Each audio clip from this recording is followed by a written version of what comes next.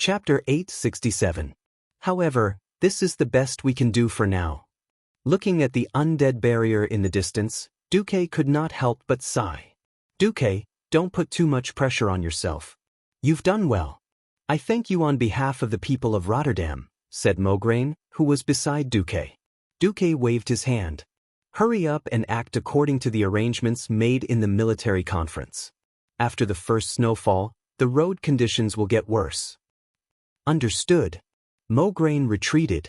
Between the Tirisful woodland where Rotterdam was located and the western plaguelands, there was a huge mountain range that towered into the clouds. It was a natural barrier that even the Calamity Army, whose core was the undead, could not easily cross. Ordinary ghouls and zombies could not cross it at all, unless they were high-level troops such as gargoyles and bone dragons. When winter came, whether they wanted it or not, they could only call a truce. How the 800,000 troops would survive the winter was a huge problem to begin with. From the beginning, Duque did not put so many troops into the western plaguelands, especially the poorly trained militia. They were all sent to logistics by Duque. Since there were skeletons and zombies all over the place, they had enough to do. After defeating a counterattack organized by the Dreadlord Mal Gannis in mid-October, Duque let Turalian and Reginald Windsor lead a detachment from the western plaguelands to the south to build Coldwind Camp and open up the Icewind Mound and Sophia Highlands. That way, the Alliance would have a safe passage along the river that flowed out of Lake Daramir, connecting the north and south battlefronts. Even when they reached the undead barrier, Duque did not call back Turalian and Windsor's troops.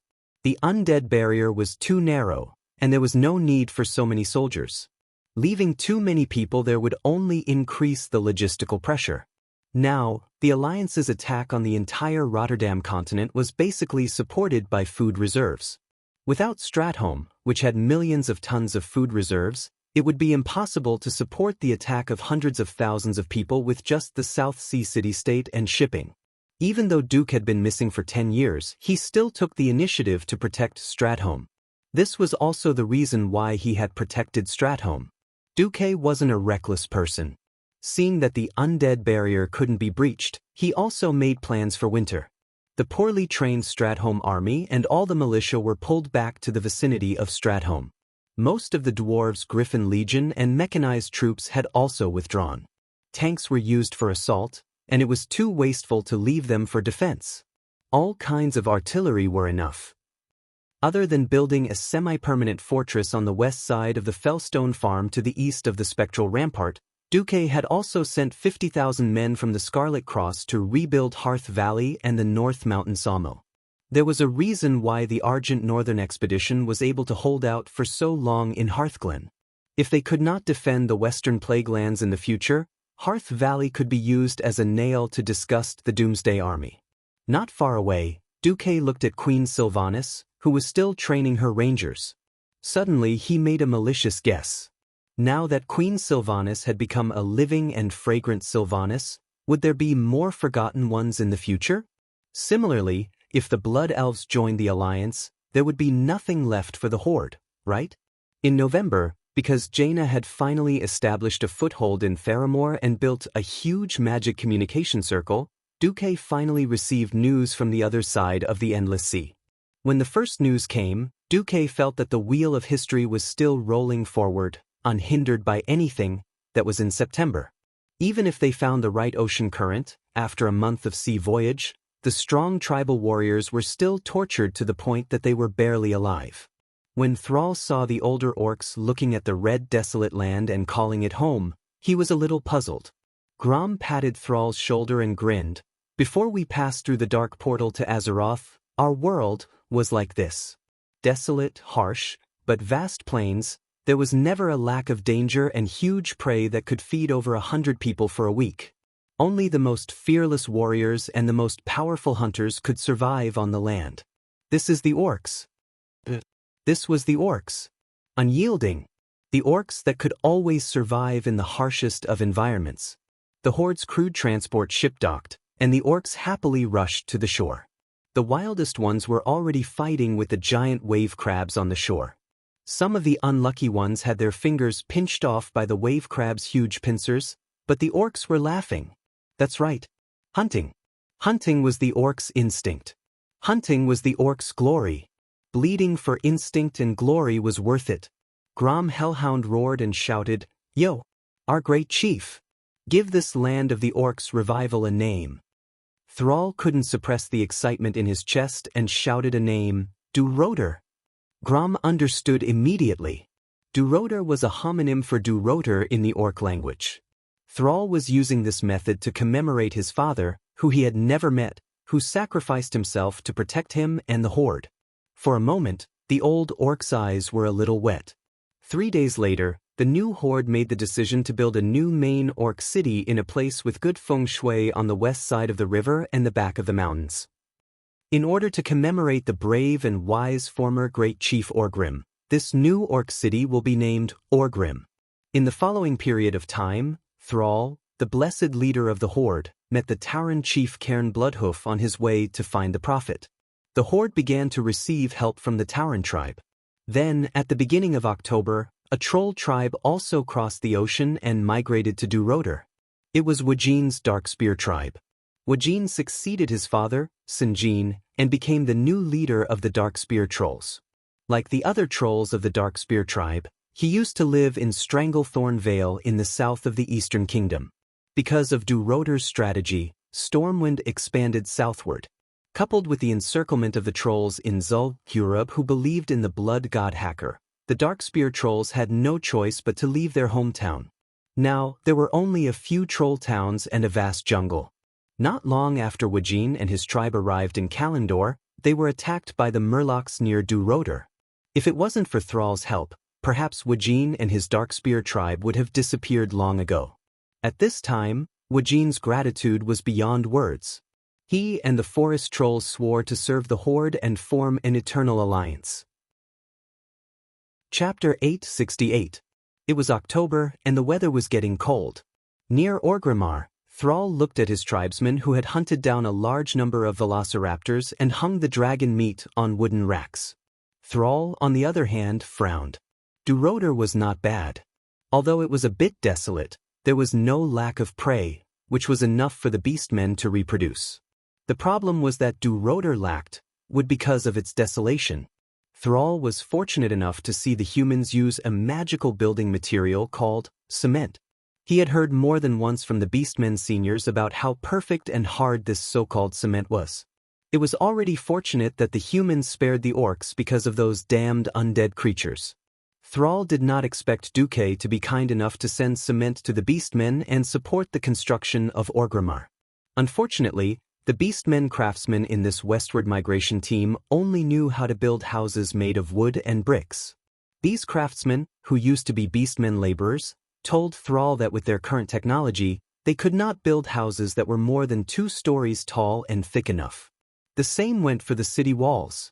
After hearing about the terrifying firepower of the dwarves, Thrall decided that Orgrimmar also needed a city wall that could withstand the bombardment of those crude cannons. Once again, the problem returned to the original point.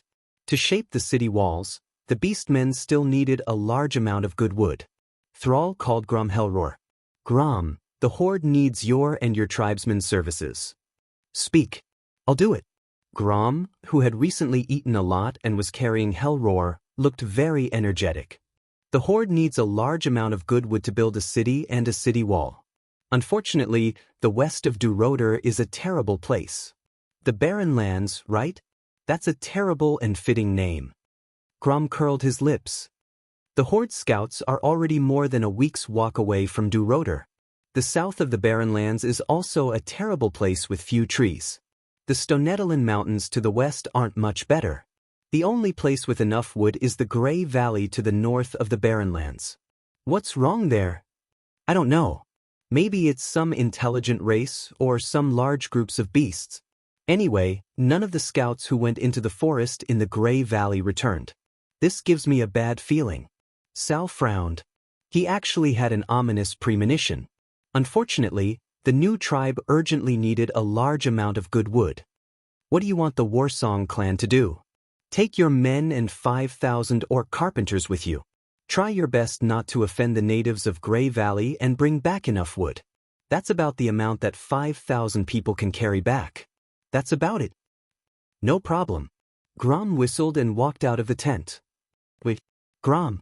Thrall called out to the tribal hero. What? Grom stopped. The tribe is too weak now. If possible, try not to clash with the large intelligent races on this continent.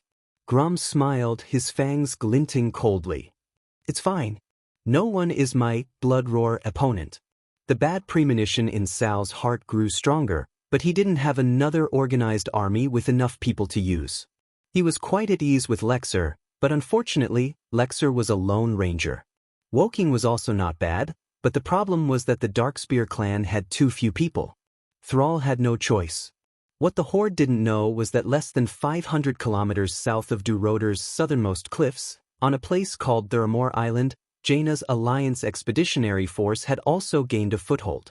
Moreover, the construction on Thuramore Island was much faster than that of the Horde's Orgrimmar. In the center of the island, a huge 5-story mage tower had already risen from the ground. It's hard to imagine that such a large building only took us a week. The rest of the week was spent waiting for the cement to completely dry. Jaina sighed as she looked at the mage tower. That's right. Advisor Aegwin agreed. This wasn't the first time Jaina had seen a country bumpkin with cement. But no matter how many times she saw this magical building material, it was still amazing. As long as the craftsman marked the location of the piles on the ground, Jaina would even personally use magic to blast holes in the ground in order to save time. When the craftsman inserted steel bars into the long and straight deep holes blasted with arcane magic and poured in the mix of cement, the foundation was ready in just 3 days. Then it was time to erect the piles and pour the cement into the molds. As for the cooling of the cement, this was never a problem. For her new residents, Jaina did not hesitate to personally use frost magic to cool the cement quickly and evenly. So in just a week, a miraculous mage tower stood in the center of the island. If Duque was here, he would definitely praise Jaina for being self-taught. In the history before Duke's transmigration, when the Americans were building the famous Hoover Dam back then, in order to speed up the work and to cool all parts of the reinforced concrete structure that weighed more than 100 tons at the same time, after the modeling was completed and the cement was poured, liquid nitrogen was poured to cool it directly. Now, Jaina used magic to complete all of this. Looking at the little kingdom of her dreams changing day by day, listening to the cheers of the people who came across the ocean to seek refuge, Jaina's heart was filled with satisfaction. The only thing that made Jaina extremely conflicted was that she seemed to be a bit unworthy of the title of Queen of Theramore. There were too many places where Duque's shadow could be seen. Without the cement and the Marcus family's construction team, she might have had to live in a terrible tent for a month after arriving. This was very difficult for Jaina, who was born as a princess. After all, Theramore Island was half surrounded by the dust swamp. Since it was a swamp, and a swamp in the middle of summer in August and September, what was the most abundant? Mosquitoes. Not everyone could run around with an ice shield like Jaina. The mosquitoes that filled the sky and the ground were annoying to see from afar. However, the powerful mosquito repellent provided by the Marcus Chamber of Commerce for free, the Pa X-rays to kill mosquitoes, and the screen windows very considerately solved most of Jaina's problems. Moreover, the extremely insane new method of reclamation made the entire Thuramore Island have no so-called blind spots from the beginning of the construction of the city. Not to mention, Duque shipped a large batch of magic materials from the Dalajan and Kuel Salis to the ship. What was it for? To directly make magic defense inscriptions for the walls of Theramore Island that were about to be built. Jaina held her forehead. I always feel like I'm like a kite. When that bastard Duque wants me to go back, he can just retract the line. Chapter 869. This was not an illusion. If the fleet at her disposal could send 10,000 people across the ocean to Theramore, it would be amazing. If Lordaeron was ravaged by natural disasters, she would have to learn from Duque during the first battle at the Dark Portal.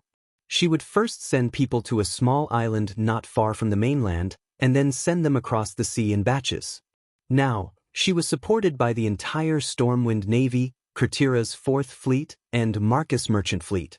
In total, There were more than 1,500 ships of various sizes. 100,000 refugees, more than 15,000 Theramore soldiers, and more than 20,000 tons of all kinds of supplies were all transported here in a magnificent manner. 10 years ago, the galleons with 4 or even 5 masts had become the mainstream of the Eastern Kingdom. Whether in terms of speed or maneuverability, these new ships were far superior to the Horde's old ships.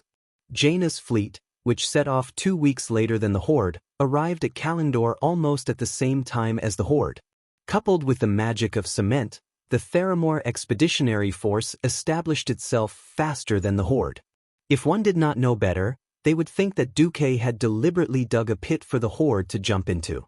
When the fleet had finished unloading, Vice Admiral Jessie Farivel came to ask Jaina if they could return. If this sturdy female general could be bribed, Jaina might not mind doing so. Unfortunately, Jessie was Duque's subordinate, and after nearly 15 years of assimilation, the famous Bloodsail pirate squadron commander had long since become Duque's loyal follower. Ruthless and abiding by orders, Jessie was definitely a general that all high-ranking people liked. "It's fine here. I will set up a magic teleportation circle as soon as possible to maintain contact with the Alliance. Go back and send my regards to Lord Marcus." After sending Jessie away, Jaina sat on the top floor of the newly built Mage Tower, looking down at Theramore, which looked like a super large construction site, and the coastline covered with tents. She then looked at the large pile of Swamp Survival Handbook, personally written by Duque in the room, and suddenly sighed. Damn it, is that guy Duque really a prophet? He thinks of everything. I don't feel any sense of challenge. Aegwin teased her from the side. Have you finally realized what kind of opponent you'd be facing if you were to fight? Jaina shrugged. 2 months ago, I wanted to be a good Mrs. Marcus. Aegwin was non-committal.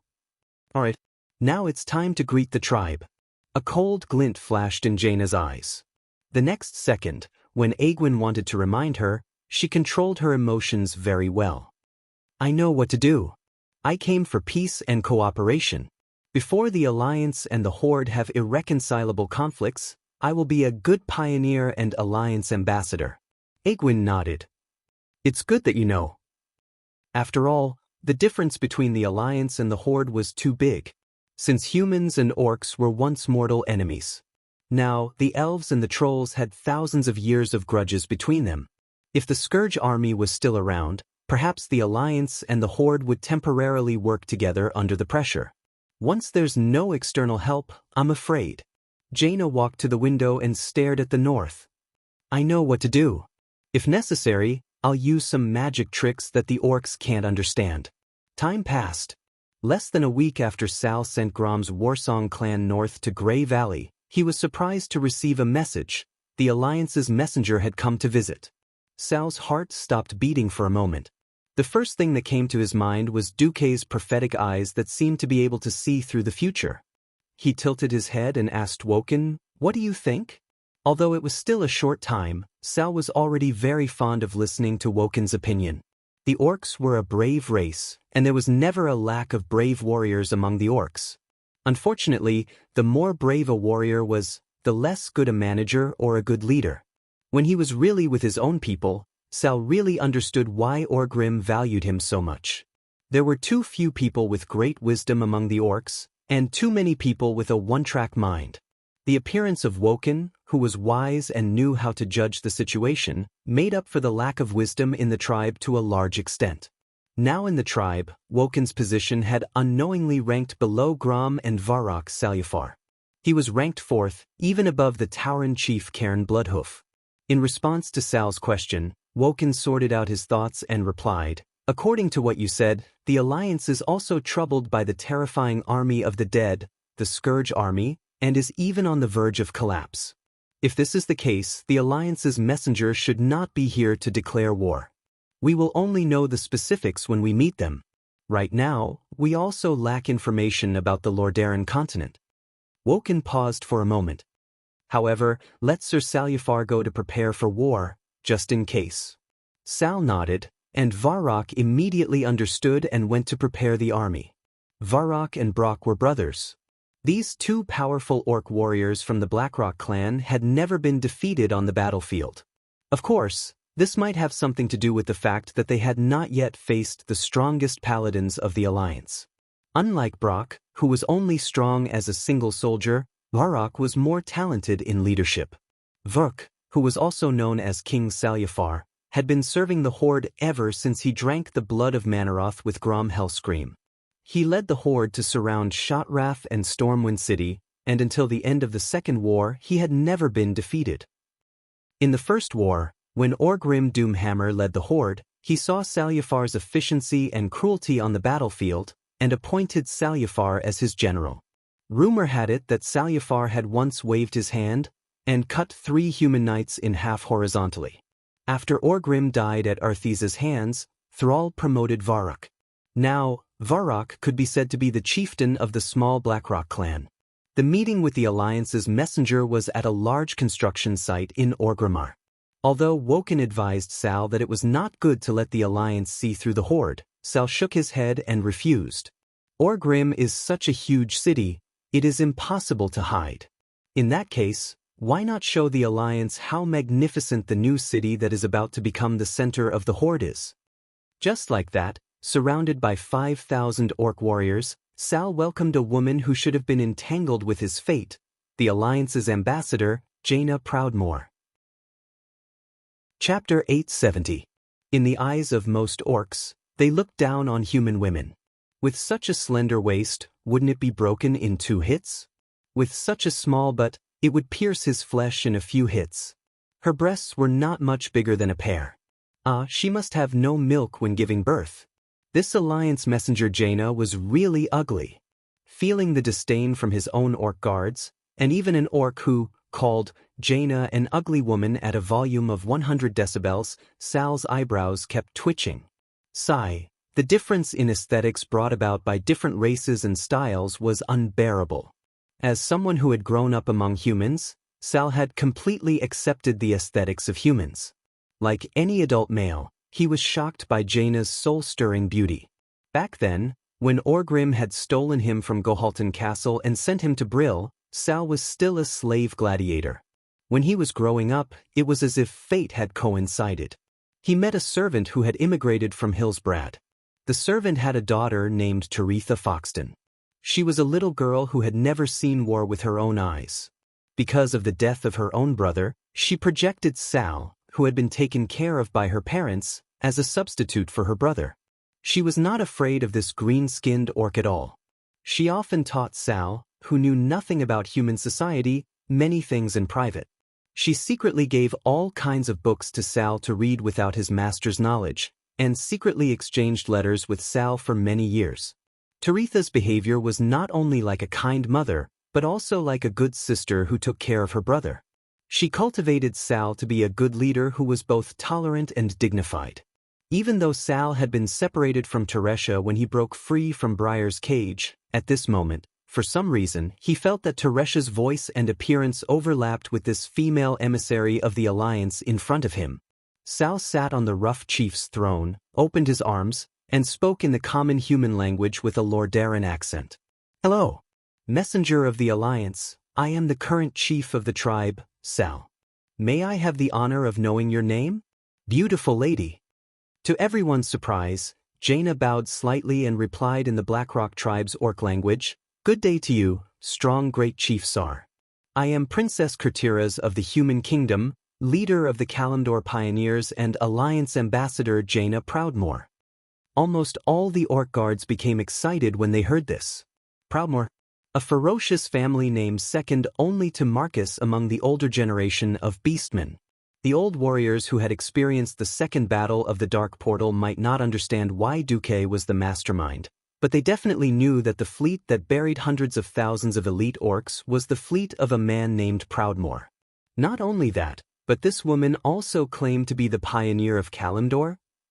Did this mean that the despicable humans had tricked them out of the human territory, and now they wanted to take over this barren land that the orcs regarded as their own backyard? The orcs were clamoring. However, as Sal suddenly raised his hand, all 5,000 beastmen instantly fell silent. Even though many of the green-skinned beastmen were red in the face, No one dared to make a fuss or attack Jaina. Even Jaina, who was used to seeing the elites of the alliance, was secretly shocked that Ling Xing's actions had reached such a level. Sal's voice sounded again. This time, he spoke in the orc language. Although I would like to say, welcome, the word, welcome, has always been reserved for our own people and friends. I just don't know if the emissary's intention is war or peace.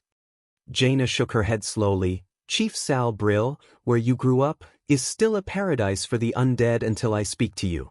The war has not ended, but it is not a war between the Alliance and the Horde, but a war between the living and the dead. If the silence just now was the silence of people panting and suppressing their anger, then the current silence had evolved into absolute silence. Almost every orc sucked in a breath of cold air. From the slightly stifling battle in Dalaran's territory to the continuous stream of injured orcs turning into ashen, undying beasts, the undying realm. Every orc present had experienced the horror of the undead army.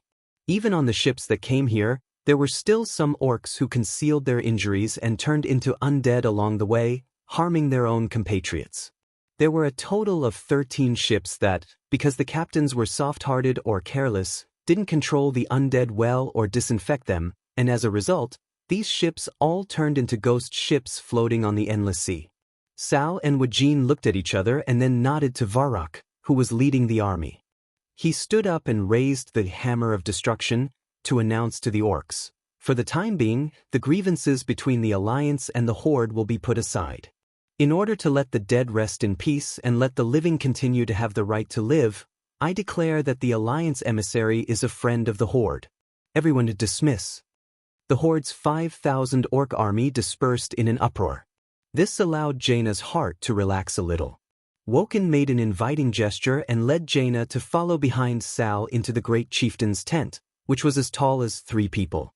Sal sat down on the most gorgeous velociraptor skin in the tent. When he invited Jaina to sit down, Jaina didn't hide her disgust. With a flick of her finger, a chair made of pure ice suddenly appeared under Jaina's buttocks. Stopping the guard, Sal frowned slightly. Lord Proudmoore is a mage? Radiant Moon.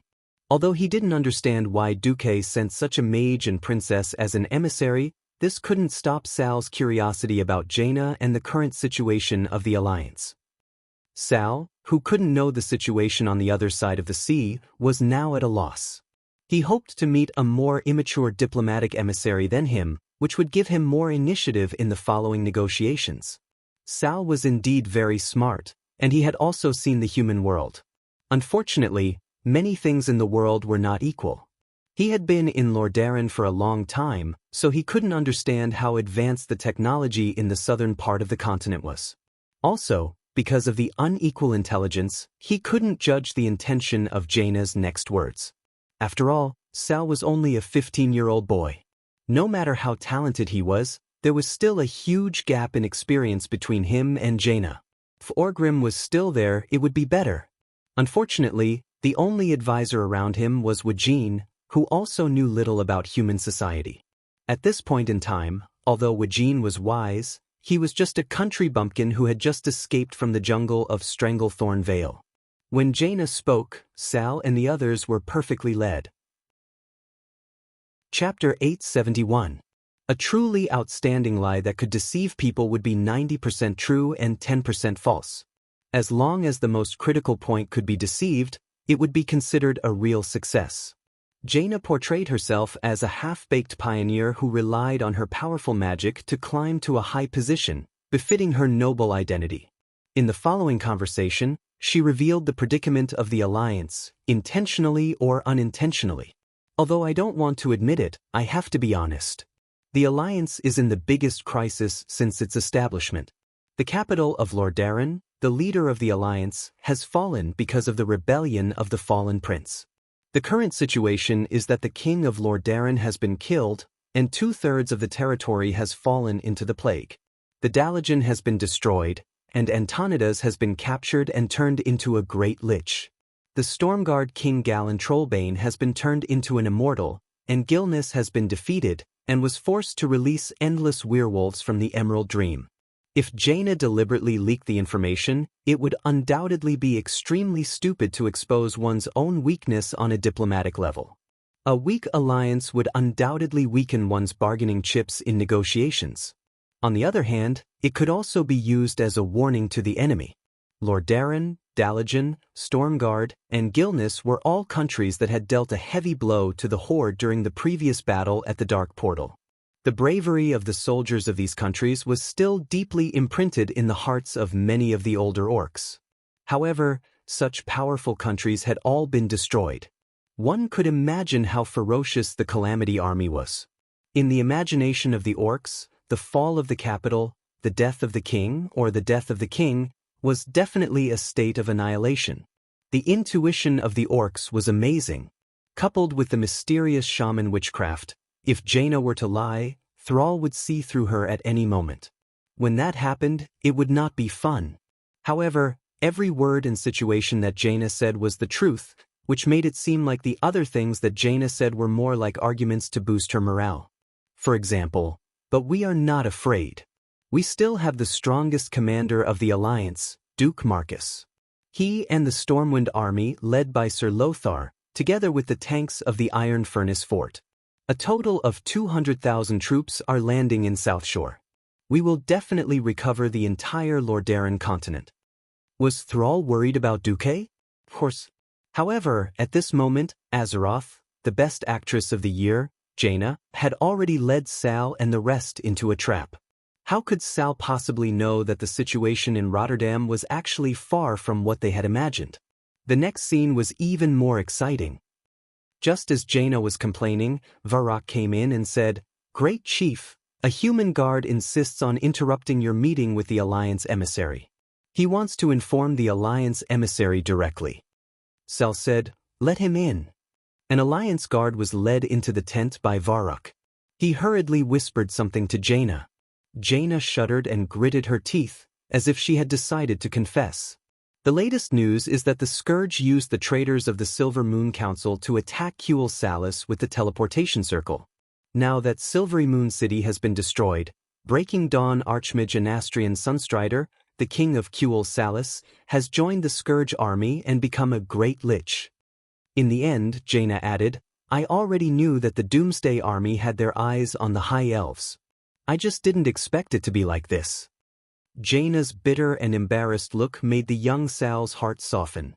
"At this time," Jaina said, "it is precisely because we are worried that the situation in Lordaeron will collapse. If we do not handle it well, even Stormwind City and Iron Furnace Castle in the south will not be able to defend. So Commander Marcus sent me to lead a group of refugees to the west to cross the Endless Sea and build a refuge in Kalimdor. This time, I came to ask the tribe to temporarily not attack the refuge built by the Alliance on Dormor Island for the sake of us all living beings." As soon as this sentence came out, Sal, Wajin, and other tribal leaders suddenly had a sense of resonance with the people who had fallen into the same predicament. It turned out that the once incomparably powerful Alliance had fallen to this point. For a moment, even Sal and the others felt their hearts sink. After Jaina put out a lot of useless non-aggression treaties between the Alliance and the tribe, Sal politely asked Jaina to go and rest first. Then, of course, it was a closed-door meeting of the tribe leaders. Sal spoke first. "What do you think of the proposal of the Alliance this time?" Varrock Seraphar gestured at the rough map in the big tent.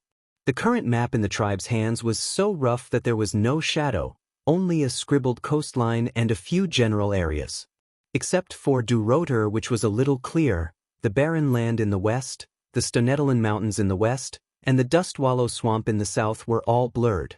Varrock gestured for a long time, but still frowned and said, "Too close." Yes, Thuramore was too close to the tribe's new capital. It was like a sharp dagger hanging around the tribe's neck. In case the Alliance went to war with the Horde, the Alliance's fleet could sweep the entire east coast of Durotor and the Echo Islands where the trolls lived within 3 days. Sal did not speak. He looked at Wajin. The troll leader said, "As an emissary, she must have a lot to hide. But everyone will have their own secrets in their heart. My intuition tells me that every word she said is true." Varrock nodded. "I also think it is true." We have all seen how terrifying that damn undead legion is. It is not unusual to have such a result. Sal sighed. Then we have a conclusion. Let's accept this alliance for the time being. In case something goes wrong in the future. Let's destroy Theramore's alliance first. Don't give the alliance a bridgehead to step into Kalimdor. Half a day later, Jaina returned to Theramore with a 5-year non-aggression treaty between the alliance and the Horde. When she returned, she found that the magic communication array with the Eastern Kingdom had been set up, so she sent the message back, along with what she had seen and heard. In her bedroom, Jaina used a basin placed in the middle of the room to wash her feet while humming happily, "Let me develop with peace of mind and nail Theramore to the Kalimdor continent. Stupid orcs. You dirty green-skinned creatures are only worthy of drinking the princess's foot-washing water." At this time a sudden voice came, "Well, you did a good job this time. Sal really should drink your foot-washing water." The voice almost scared Jaina to the ground. Chapter 872. No one could easily pass through a Radiant Moon Mage's perception and sneak into her mage tower, even if it was an incomplete mage tower, unless they were much, much stronger than the Radiant Moon Mage. When Jaina looked over, she was furious. "Duke, you bastard! Why you here? At least knock on the door. Why did you barge in?" At this moment, Jaina's clothes were still very tidy. Her upper body was still that silver breastplate, but her robe was lifted, revealing 2 plump white thighs. She was just washing her feet.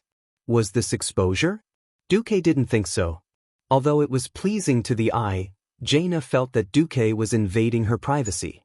A few arcane missiles hit Duque's face, the magic shield in front of him. Jaina obviously knew that it was useless, but she had to vent her anger. Sometimes, Duque really didn't understand women. Why did Azeroth women like to wear 3-point armor? It didn't matter if a large part of their skin was exposed to the air, but she got so excited just seeing her thighs under her robe. Why did Lucia get so passionate when she was playing human alchemy with him, and then chase him out after changing clothes? Well, men probably wouldn't understand this kind of thing about modesty for the rest of their lives. Duque, this idiot actually added fuel to the fire at this time. Didn't you say last time that you could let me take a treasure that you've preserved for 27 years at any time? Why is it like this just looking at your feet, you bastard? I've changed my mind. If you have the ability to bring me the title of Lady Marcus, I'll give you my treasure immediately. Jaina showed her power, and this time she started throwing big fireballs. Duque had no choice but to bitterly be a target, using his magic shield until Jaina calmed down. After a while, "Have you calmed down?" Jaina gritted her teeth. "Then continue. Damn it. Duke, come here and let me bite your arm. Swear that you won't enter my Magus Tower without my permission again, and we'll call it even." "Are you a dog?" Duque replied timidly. "Are you coming over? If you dare to run away this time, I'll abandon Theramore and go back to the Eastern Kingdom to tell everyone that you've abandoned me." Jaina gave an ultimatum. Duque gritted his teeth, resigned himself to his fate, swore an oath, and extended his hand. It was a heart-wrenching howl. Who was it that was screaming in the Silent Wizard Tower? In the end, was it a tragedy of human relations? Or was it a terrifying supernatural phenomenon? Please listen, poo. When Duque came back to his senses, he felt that it was really painful. What happened next left Duque scratching his head in confusion. Jaina did bite, and when she let go, a deep but small bite mark was left. One moment, Duque was on the verge of tears, and the next moment, Jaina quickly applied the red healing holy water produced by Stratholme on Duque. Seeing Jaina treat his wound with great care, and even licked away the few drops of red medicine that flowed out with her small tongue, the shameless Duque suddenly felt that Jaina was actually quite sexy. Sensing that the atmosphere had become ambiguous, Jaina acted like a dead pig unafraid of boiling water. "What? You're finally moved by me? I really don't understand why you've been avoiding me for the past 10 years. It's too late now. You're already the Queen's husband, and no matter who you marry, Curtilas won't be able to handle it. We won't have a future together." Duque was embarrassed. This was the downside of magical communication. She was too well informed. Sensing that the atmosphere had cooled, Duque did not continue playing with fire. He began to ask Jaina about the details of the mission. After that, Jaina asked, "You wanted me to build a bridgehead and balance the relationship with the Horde, and I did it. What's next?" "I don't know why Archimonde hasn't come to Kalimdor for so long. But once he comes, the war over the Well of Eternity will be unavoidable. When that time comes, the opportunity for the Night Elves, the Alliance, and the Horde to unite will appear." Jaina suddenly asked, "Are you confident that you can deal with Archimonde?" "If it's just the Alliance, about 30%, and the price will be the destruction of all the Alliance's elite troops." Jaina was very smart, and she immediately sensed what Duque was thinking. It wasn't that the Alliance couldn't fight the Burning Legion alone, but the price would be too high. If the Alliance really sacrificed everything for the world of Azeroth, it would be the rise of the Horde and the destruction of the humans, elves, and dwarves. Dooku was doing this because he wanted to shoulder the burden and dig a pit together. Her mission this time was actually a covert move against the Horde. At the very least, it would force the Horde to go all out. When the time came to face the Burning Legion, who would survive would depend on their own abilities. Jaina was silent for a while, then changed the topic. "Senior Brother Ronan, I've already sent a ship to Azhara. As long as he's not too unlucky, with the strength of him, Lilith, and that Miss Abendis, it shouldn't be too big of a problem for them to contact the legendary Night Elves." Duque said in a low voice, "All right, now we just have to wait for the opportunity to join forces." "Do we wait for Archimonde to come?" "No. If we wait for Archimonde to come, it'll be too late." Duque tried hard to recall this part of history that wasn't completely unrecognizable. It wasn't easy to stop Archimonde's attack. After Archimonde came ashore, the commander of the Burning Legion would fly into a rage and summon a large number of Apocalypse Guards, as well as the elites of the Scourge army. If they wanted to face Archimonde directly, they had to at least get rid of his lackeys to force him out.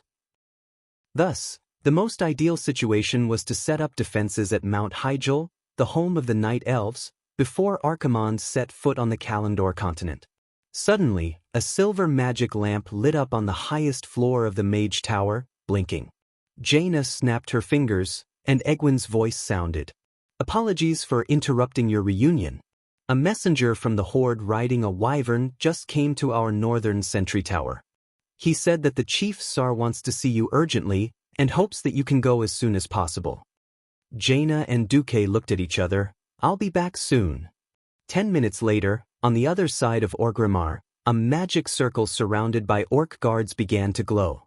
That was the magic formation that Sar had allowed Jaina to use when she needed an urgent visit. Brock, who had been waiting for a long time, was stunned when he saw Jaina appear on the magic formation with 2 female magician guards. He then said in broken common language, "Lady, follow me." Chapter 873. Sal was very worried. He did not know if he had made the right decision by asking Jaina to come. It was not a good thing for a young leader to show his weakness to an alliance that was once an enemy. Wajin gave Sal determination. "We have no choice. If the other party can easily destroy such a powerful clan in the Horde, they have the ability to destroy all of us, even Theramor's alliance advance force. The weak had to stick together. This was an unchanging law." After seeing Jaina, Sal's first words were, "The Warsong clan of the Horde is in a place called Grey Valley in the north. The entire clan, along with 5,000 workers, nearly 30,000 people, are missing." Jaina's face was full of shock. Although she did not personally experience the second battle of the Dark Portal, Jaina had been trained by someone who had thrown her into the Tirisful woodlands in a world of ice and snow. Jaina was very clear about how powerful the 20,000 Warsong tribe beastmen were.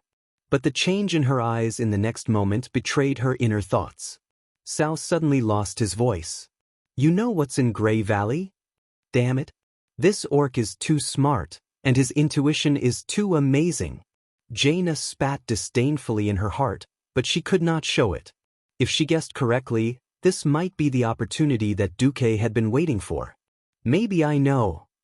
If you can, for the sake of the new common threat, please tell us." Jaina took a deep breath. "Do you know the High Elves?" Sal nodded. I've heard of them from the former Chief Orgrim, and I've occasionally seen a few of them in Lordaeron. Then do you know that the High Elves were actually exiled by their compatriots thousands of years ago, then crossed the Endless Sea to reach the Eastern Kingdom, and finally established their own kingdom in the northernmost part of the continent? You mean, the Night Elves? This is a tribe that only exists in the ancient legends of the High Elves. Even the High Elves themselves have not seen them for at least 7,000 years. In the entire alliance, we are not even sure if they still exist in the world. But if there is a force in the north of Kalimdor that can annihilate more than 30,000 orc elites in one go, I can only think of the Night Elves. Sal anxiously asked, what are the characteristics of the Night Elves that you know? Jaina glanced at Wajin, who was not far from Thrall. Legend has it that the ancestors of the Night Elves were also trolls, so their characteristics should be more similar to forest trolls. However, when the Night Elves exiled the High Elves, the Night Elves were ruled by druids who advocated nature. Oh no! Thrall's face turned pale. I sent the Warsong clan to Grey Valley to cut down trees. If you don't court death, you'll die. There really was no limit to courting death. Duque only revealed the knowledge that Jaina needed, so Jaina couldn't know more. It was enough to tell the tribe that they had provoked an ancient and powerful race. Jaina still remembered what Duque said to her before he left: the Night Elves should exist. However, they were a race even more stubborn than the High Elves. They needed an opportunity to break through their self-imposed blockade. Don't worry, we don't need to do anything. According to the characteristics of the tribe, they will definitely clash. Which of the High Elves are the Night Elves more inclined toward? The Rangers. However, their love for the forest is more extreme. Back to the present. After hearing Thrall say that he had sent the Warsong clan to Grey Valley to cut down trees, Jaina really laughed out loud. The Night Elves loved nature and regarded the forest as their life. If they met a tribe that insisted on cutting down trees to build houses, it would really be laughable. As Jaina expected, the Warsong clan was in huge trouble. Everything was fine at first. After entering Grey Valley, Warsong first carefully cut down trees on the periphery. However, Grum soon found that the trees on the periphery of the forest did not meet the requirements. They were too young. In a great city, the taller the better, the thicker the better, the stronger the giant wood. Without finding any danger, Grum waved his hand and divided the clan into 4 groups of 5,000 people. They surrounded the woodcutters and set off into the depths of the forest. After 2 days in the forest, they found the giant trees they wanted. However, in less than an hour, a nightmare came. It was a silent, swift arrow from the darkness of the forest. It was as dense as heavy rain, but as accurate as a poisonous snake. They aimed at the vulnerable eyeballs and unprotected throats of the orcs. The warriors of the tribe were never afraid of arrows from the front. Even when facing a dense array of arrows from the humans, they were confident that after a certain amount of sacrifice, they would be able to pull the battle into close combat. Not this time. The mysterious enemy used the essence of guerrilla warfare to the extreme. They attacked and ran, and all of them were killed in one shot. Before the orcs could rush over, the enemy would disappear into the forest like a ghost. Most of the time, entire squads would perish in battle without a sound or a trace. In just half a day, the Warsong clan was forced into a desperate situation. More than 10,000 Warsong warriors had fallen in the forest, and the 5,000 woodcutters were almost completely wiped out. Grom tried to lead his people out of this desperate situation, but the enemy was still relentless in their pursuit. Any shouts would be met with silence from the other side, replying with even sharper arrows. Grom despaired until he smelled a familiar scent, the scent of demon blood. Why would there be demon blood in the forest that he had not seen for 20 years? Grom's first thought was that this was a demon's plot. But did he have a choice? Drink. Perhaps he and his people still had a way out. Not drinking. It was total annihilation. Grom Hell roared, his eyes bloodshot. Since you want me to die, then I'll kill you first. Grom led his clansmen and drank the devil's blood without hesitation. The earth-shattering roar echoed in the forest that had been silent for nearly 10,000 years in Grey Valley. The night elves besieging the orcs would never have imagined that the green-skinned creatures would suddenly become many times stronger in just an hour. What used to be a vital point was no longer a vital point. The throat that could be pierced with one arrow seemed to be covered by a thick layer of rhinoceros skin. The arrows that were shot at the eyeballs were all deflected away by the orcs' movements and reactions, which were much faster than the orcs. The fallen orcs' speed, strength, and agility far surpassed the night elves. They caught up to the night elves and killed them one by one. They cruelly dismembered their corpses and even chewed on their flesh. Finally, Grom saw the enemy's main character appear. It was a mysterious male with an elf's upper body and a stag's lower body. Chapter 874. On the other side, while Sal and Jaina were discussing the disappearance of the Warsong clan, new news came.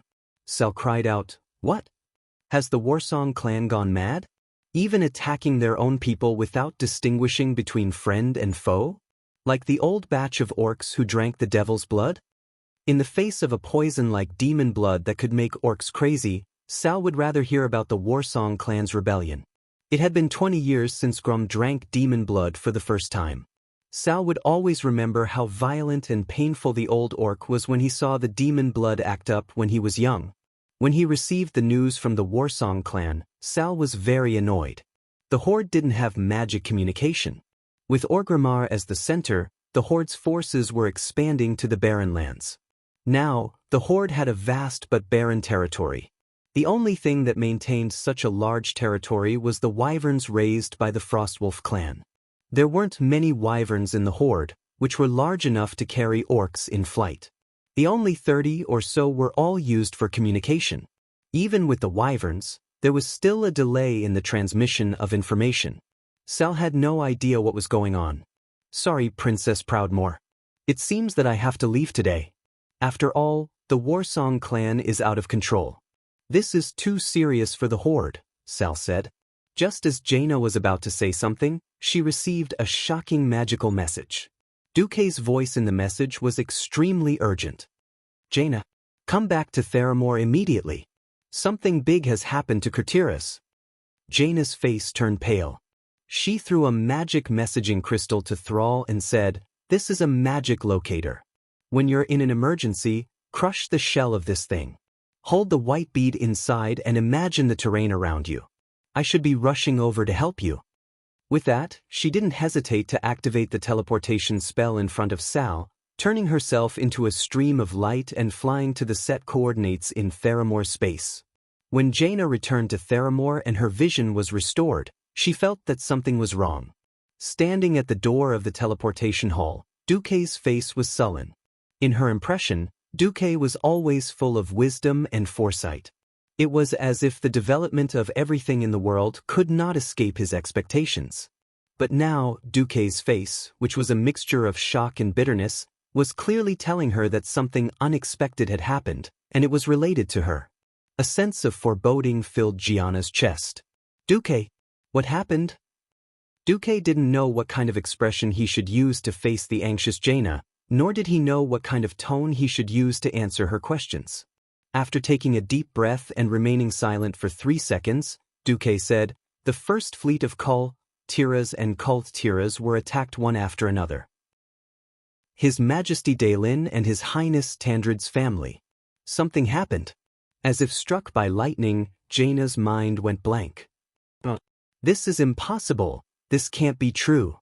Gianna felt dizzy and almost fainted on the spot. Duque hurriedly held the limp Jaina in his arms. He could clearly feel that the body of this superheroine in history was no different from that of a weak woman who had gone through a drastic change.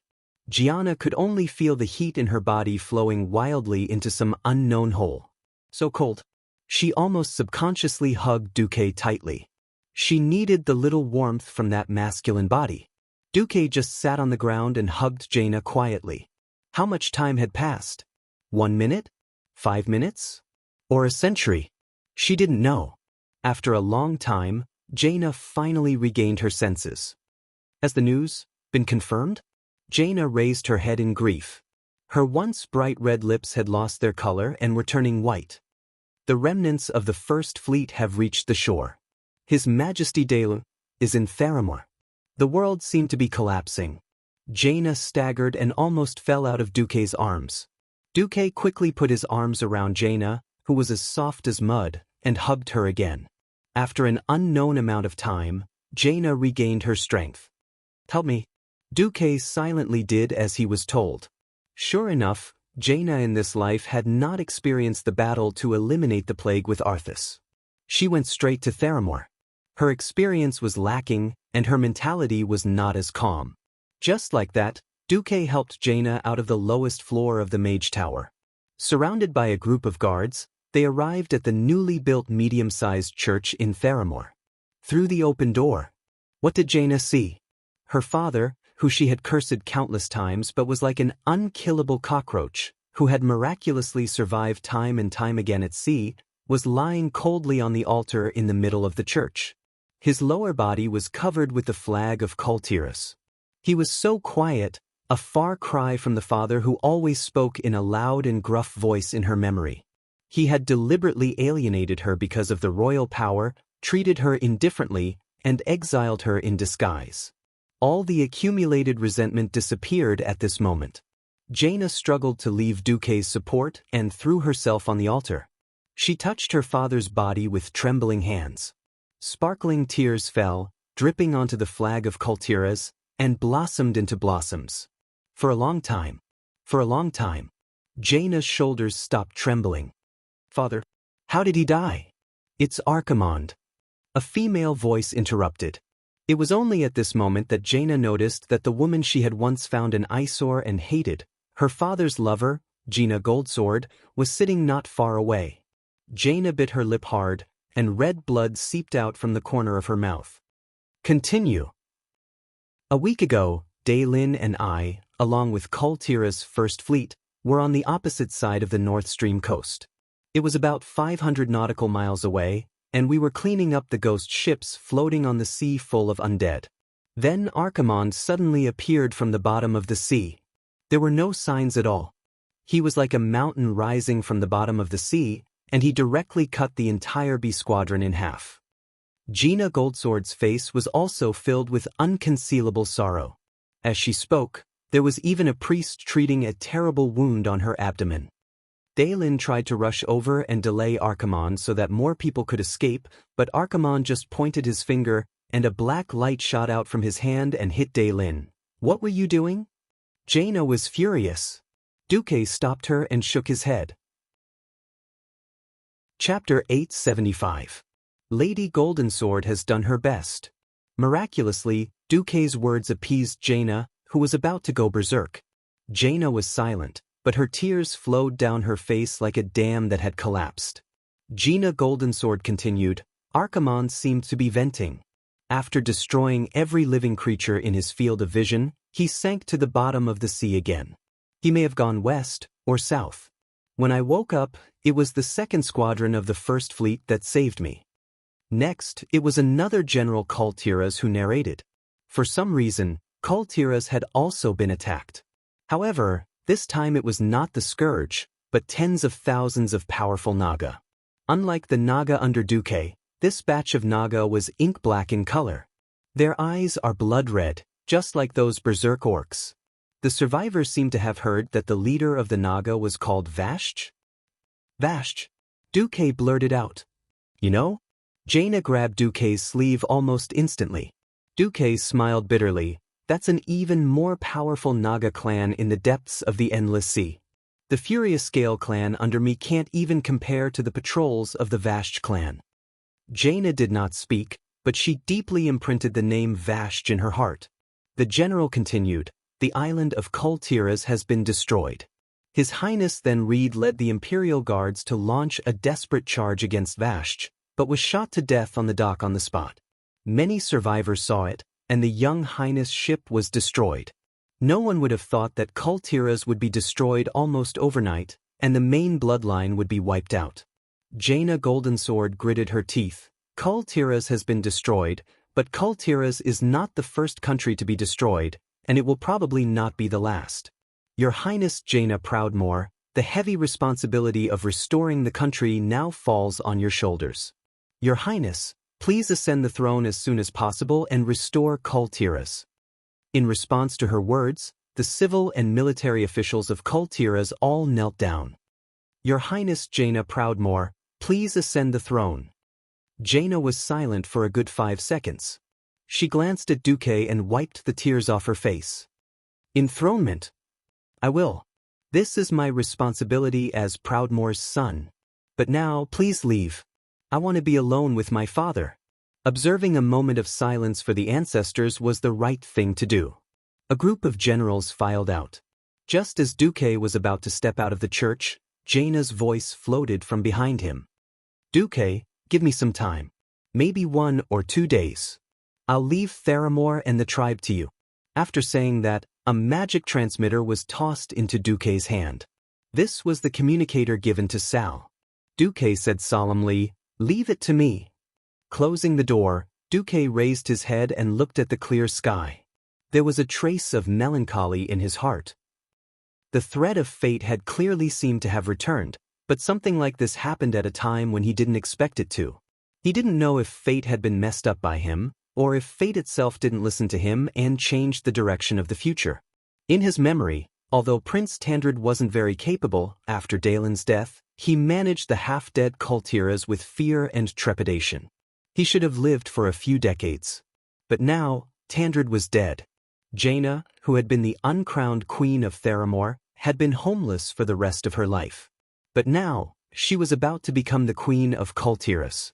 It could only be said that fate was a strange thing. Duque suddenly realized that if he blindly looked at the future according to the original history, he would probably fail miserably. It seemed like there was no need to wait for the tribe to die. The death of a king was definitely a major event. Jaina could immerse herself in sorrow, but Duque couldn't. Time passed quickly as the fleet was reorganized and the wounded were treated. The next morning, the communicator that was given to Sal suddenly began to flash red. Duque gently clenched it, and an extremely clear spatial coordinate appeared in Duque's mind. Something happened to Sal? In Grey Valley, Wajin and Sal stayed together. Sal held the communicator in his wide palm. Sal said in a deep voice, "Wajin, I still don't think it's a good idea to attract humans. We have never been allies with the Alliance, not in the past, and it will be difficult to be in the future. I don't think humans will face this crisis with us. Jaina's group might choose to give up Theramore and go a little further south." Wajin sighed. He touched his long troll fangs. "We have no choice. I don't have high hopes for that Jaina. Although she is a smart person, I always feel that she has a faint hostility towards our tribe. Of course, most alliances are like this. So, if we want to cooperate, we must find someone with greater wisdom." At this moment, Sal suddenly found that the space not far from him began to fluctuate violently. "Get out of the way." Varrock waved his hand, dispersing the nearby orc guards. "Be careful, it's not Jaina." Wajin could see at a glance that the level of spatial fluctuations was on a completely different level. Sal nervously clenched the hammer of destruction in his hand. At the same time, Rexer beside him also clenched his twin axes. In the next second, a figure that Sal and Rexer were very familiar with appeared in front of them. Seeing Sal's expression, Wajin subconsciously felt that things seemed to be a little delicate. "Why is it you?" Sal murmured. "Why can't it be me?" Duque said calmly. "Really? That's how I should say it? I'm really flattered." Sal immediately smiled bitterly. "He is." Wajin was puzzled. The Alliance's supreme leader, the Alliance's commander-in-chief, Duke Marcus. Rexer said, enunciating each word. Wajin was greatly surprised. Duque actually came in person? Why is this happening? The Alliance has suffered a heavy blow again. Not long ago, His Majesty Dalen Proudmoore passed away. Her Highness Jaina has to deal with the aftermath. It seemed like a light sentence, but it did not make Sal feel happy because of the damage the Alliance had suffered. Instead, it made Sal's heart even more heavy. That powerful Alliance, the Alliance that defeated the previously incomparably powerful tribes, actually collapsed to this point. Even a monster like Duque could not stop the collapse of the situation. How terrifying was the Scourge army? Sal's heart trembled. Chapter 876. Sal's performance made Wajin extremely worried. Indeed, Sal was very talented as a leader. Before the talent was transformed into an ability, it was just an ability that had not yet been fulfilled. If the commander of the alliance was not this powerful young mage who claimed to be 29 years old but looked like an 18-year-old, perhaps Sal would have enough room and time to grow.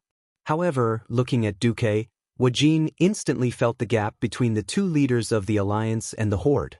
Whether it was personal strength, charm, courage, or temperament, Duque was 9 streets ahead of the 15-year-old Sal. Not every leader had the courage to come alone to the middle of what was once the enemy's formation. After all, they were once enemies, and anything could happen. Duke showed up, showing off his courage and insight without any scruples, as well as the strong magical aura around him that was like the sun. If it were an ordinary high elf mage, Wajin would have at least 70% confidence in killing him with his whirlwind blade that had been strengthened by troll witchcraft. Duque, from the moment he appeared, Wajin had an intuition that not only he and Sal, but all the orc guards around them were locked by some unknown mysterious power. As long as they acted rashly, what awaited them would be a thunderous blow that would kill them. This was not an illusion. Rexer seemed to be staring at the side, but his forehead was sweating. Varrock and Brock were both unusually nervous. Only Sal, his intuition sensed something else. Duque had no malicious intentions, at least not now, and Duque had a way to solve the problem. He still remembered what Orgrim had said before his death: Duke Marcus is the most terrifying enemy. You will never know whether or not you are dancing in the palm of his hand, even if you plan a 2-step, 3-step, or even 10-step scheme. Orgrim also said, but he is also a kind and abides by a certain creed. At that time, Sal asked why he said that. Orgrim replied, I am, or at least alive. That is an example. He had 1,000 ways to kill me and Rexer after I was captured. But he gave up. So, if I had a choice, I would want to be friends with him, not enemies. Thinking of this, Sal's heart quickly calmed down. His performance made Woking secretly happy. Duque glanced at Sal and said, Don't worry. The Burning Legion that once dominated you beastmen, their commander Archimond is on the way to Kalendor. On behalf of the Alliance, I can promise the Horde that before we kill Arcarans, the Alliance will not take the initiative to declare war on the Horde. For some reason, even though he didn't want to show it, the moment Duque made the promise, not only Thrall, but the powerhouses like Wajin, Rexer, Brock, and Varrock all heaved a sigh of relief. Sal said, All right, for the sake of a common enemy. During this period of time, the Horde wouldn't start a war with the Alliance. Duke Marcus, you have the promise of the current tribal chief. A huge green fist gently bumped into a seemingly small human male fist in midair. Sal turned his head. All right, now let's discuss this. He can't be considered our common enemy. Duque refuted Sal and looked at the huge remains at the scene. It could be seen that this was a very powerful creature when it was alive. His upper body was like a night elf, but his lower body was like a stag. He was more than 3 meters tall and was supported by 4 hoofed legs.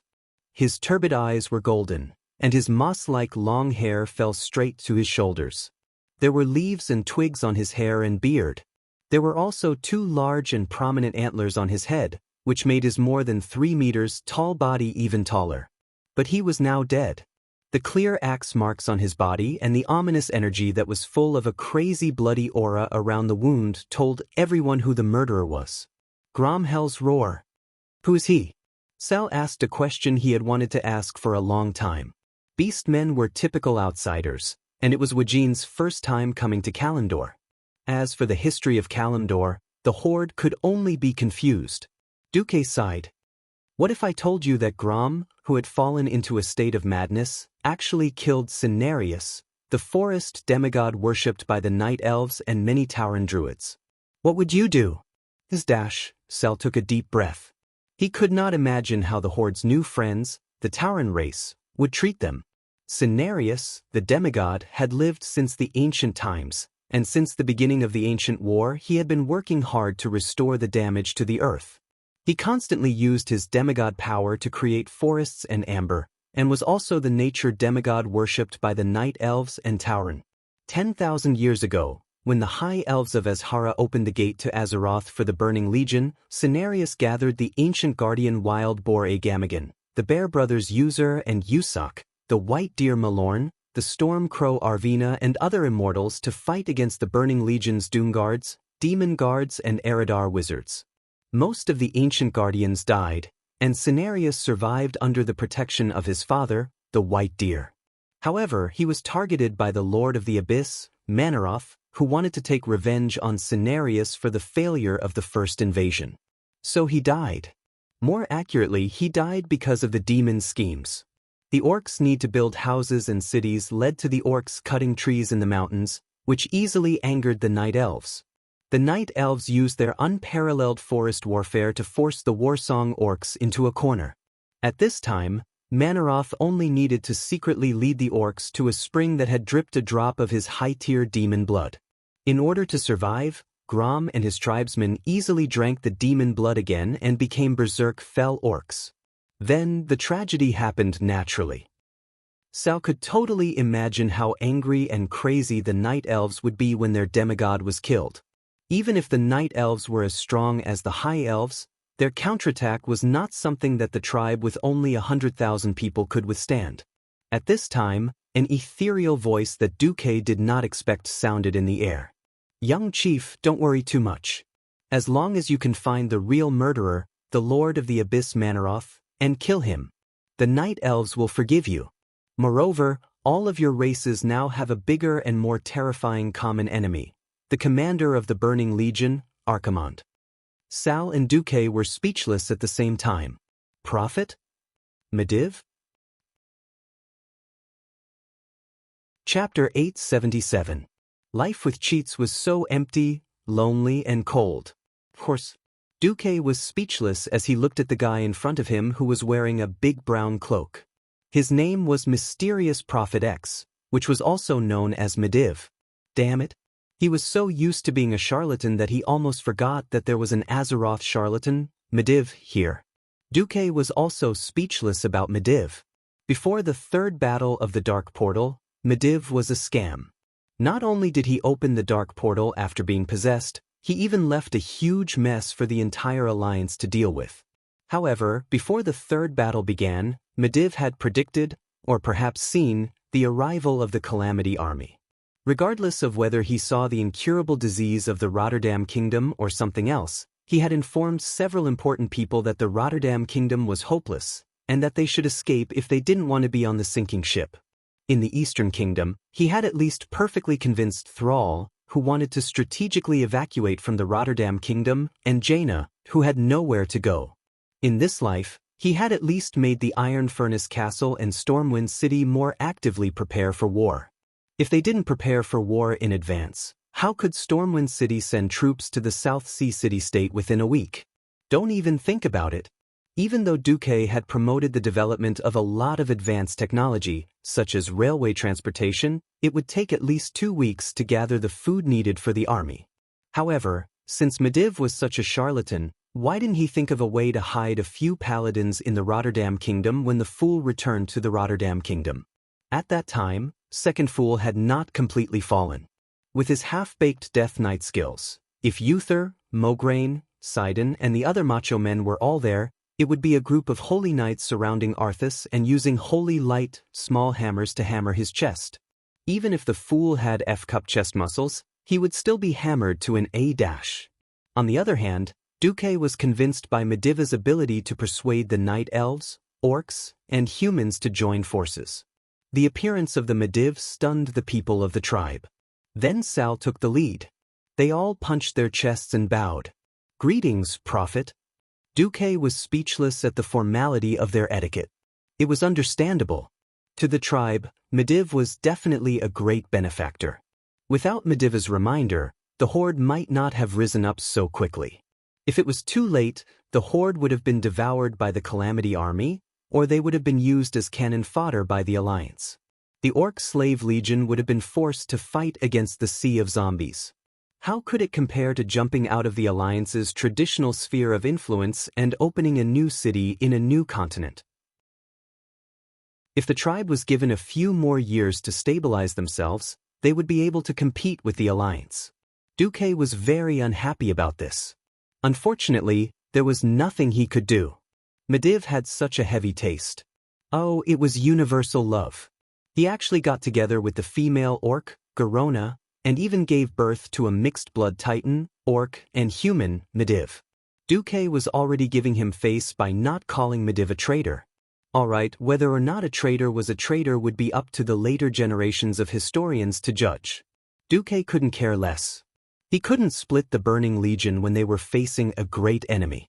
Seeing Medivh, Duque also bowed. Seeing you again, I'm sure both of us have complicated feelings. Medivh sighed.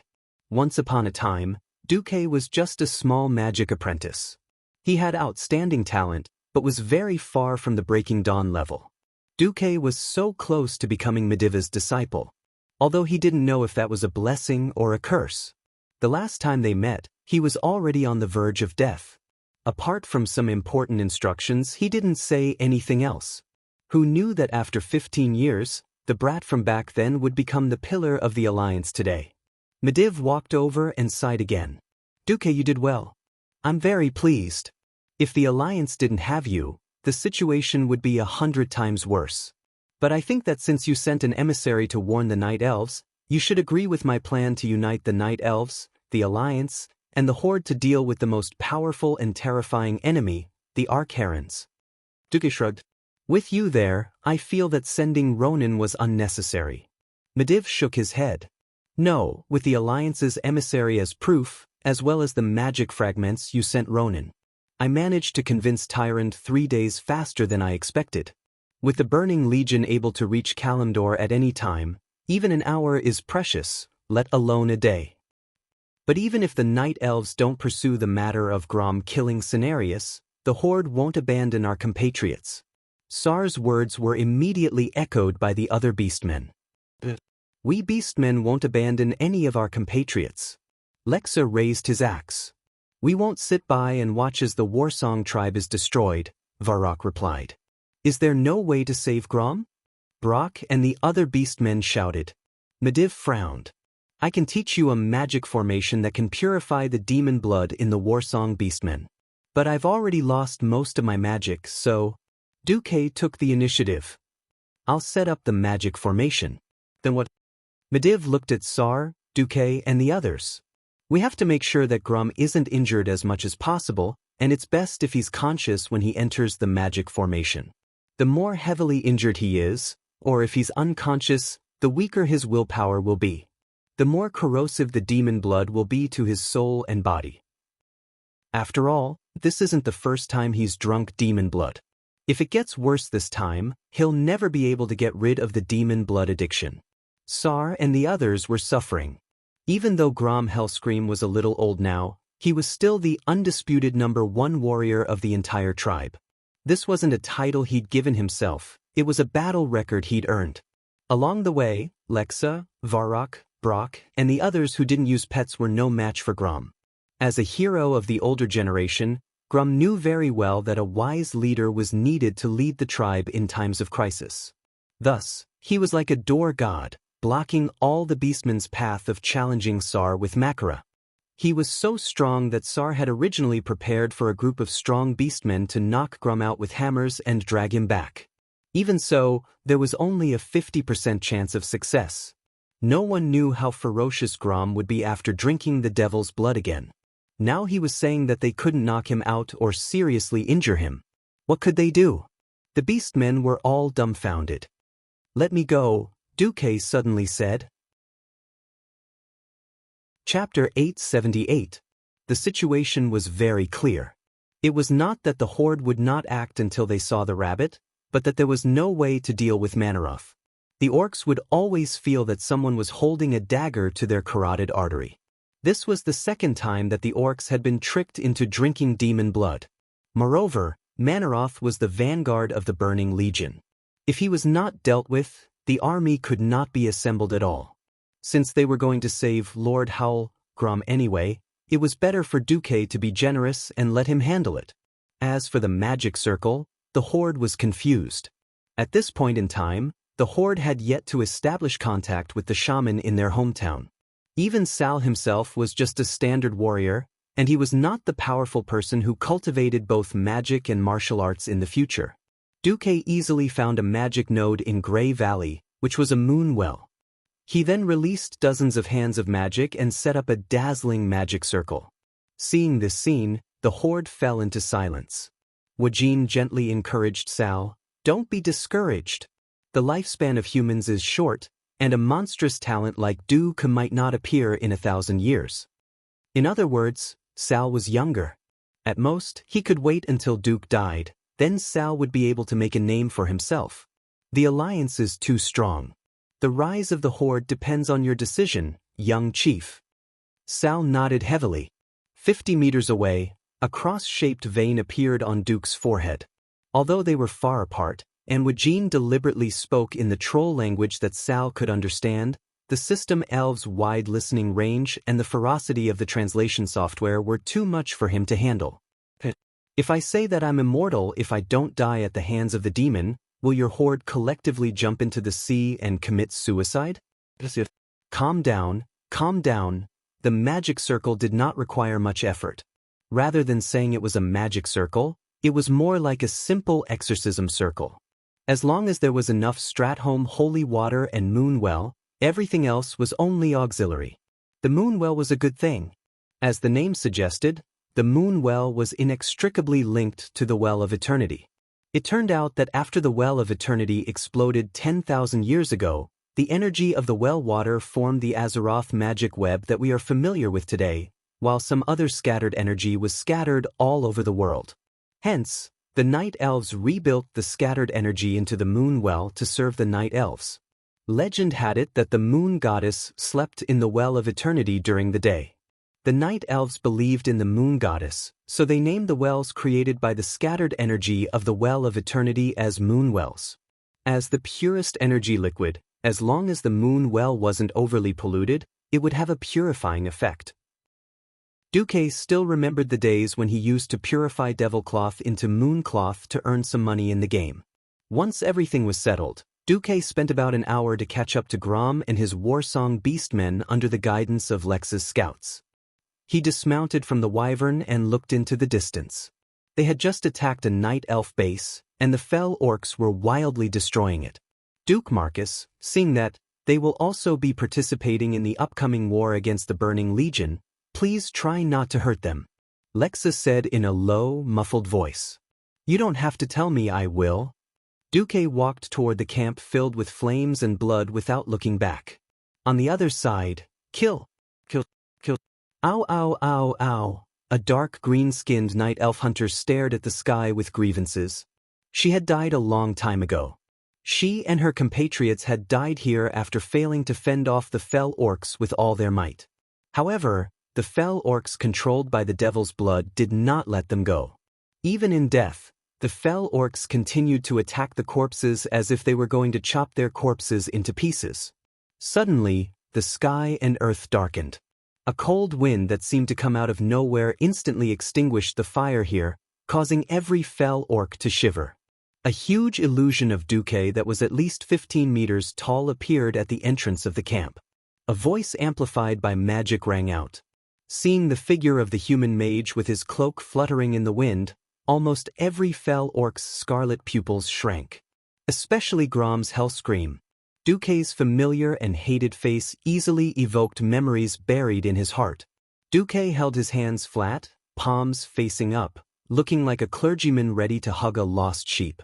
Of course, in the eyes of the fell orcs, this was an extremely disgusting scene. Duque spoke, and with every sentence, his huge illusion took a step forward. "Who is it? Who foiled the Horde's plot to occupy Azeroth? Who is it? Let millions of Horde die in battle in another world, become bait in the sea, become rotten meat on the yellow soil? Who is it? Defeated the great chief Orgrim in your hearts and turned him into a prisoner? Who is it? You were trapped in the wilderness for 13 years and lived a miserable life, living in fear every single day? Let hundreds of thousands of your compatriots become slaves. Let the next generation of beastmen grow up in a cage? 5 questions, one sharper and more provocative than the last. Not to mention Grom's hellscream and his war song fell orcs in the camp. Even Rexer, who was watching this scene from afar, could not help but tremble with anger. Sure enough, in the next moment, Duque announced the answer himself. The one who defeated the Horde was me. The one who made millions of Horde warriors die in battle was me. The one who dealt with your former great chief Orgrim was me. The one who made you unable to own any land and could only live in pain every day in fear of being besieged was me. The one who made the former warriors become human slaves was still me. At this point, the huge illusion of Duque showed an extremely evil smile that absolutely deserved a beating. Who am I? Am I not the great enemy of your Horde, Duke Marcus?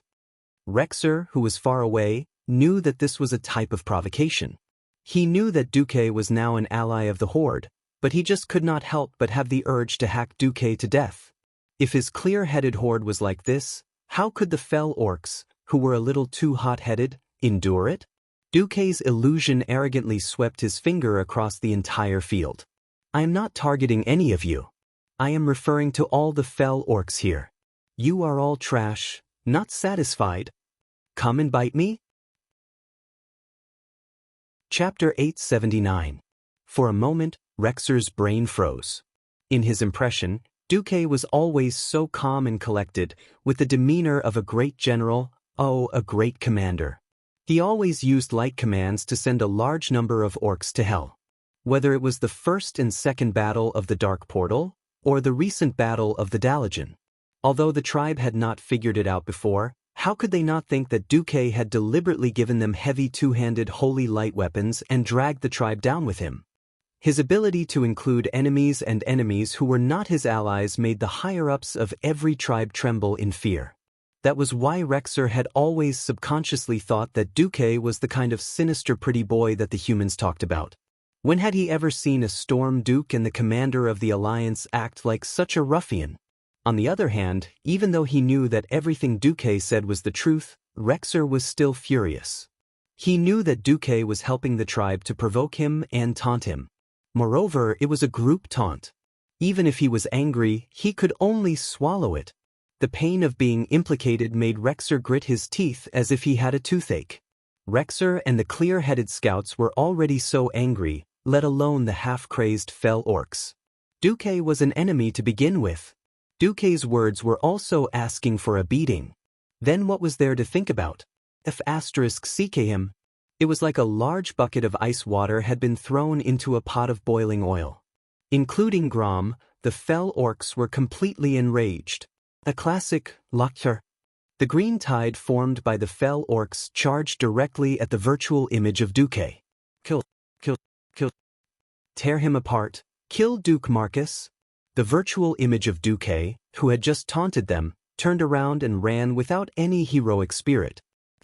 Running away after acting cool, how exciting! The scouts here had made a big mistake. There were not 5,000 fell orcs nearby, but nearly 10,000.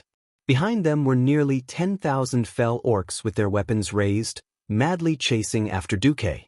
In front of him was the incomparably bitter Rexer. Lexa had never imagined that the sound of close to 10,000 evil beastmen roaring at the same time would be so shocking. It actually scared the wyverns so much that they flew into the sky and refused to come down. According to the original plan, they would sit on the wyverns and flee while letting Duque continue to release illusions to lure the violent guys on the ground.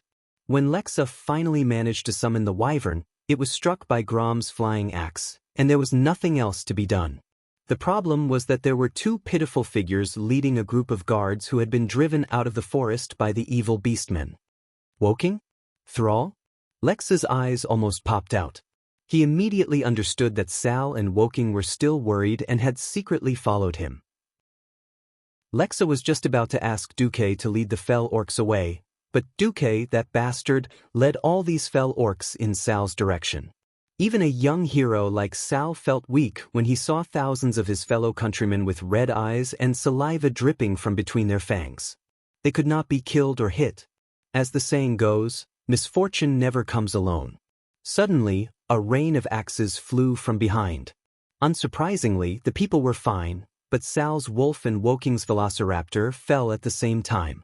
Lexa turned sideways and knocked away the flying axes that were thrown at him. Then he found that Duque was actually running elegantly while nimbly dodging all the flying axes. This movement was not at all like that of a weak mage. What are you looking at? Who said that mages can't exercise? Duque said righteously. Can't you just lead the fell orcs into a trap? Why let everyone take the risk? Lexa instinctively protected his great chieftain.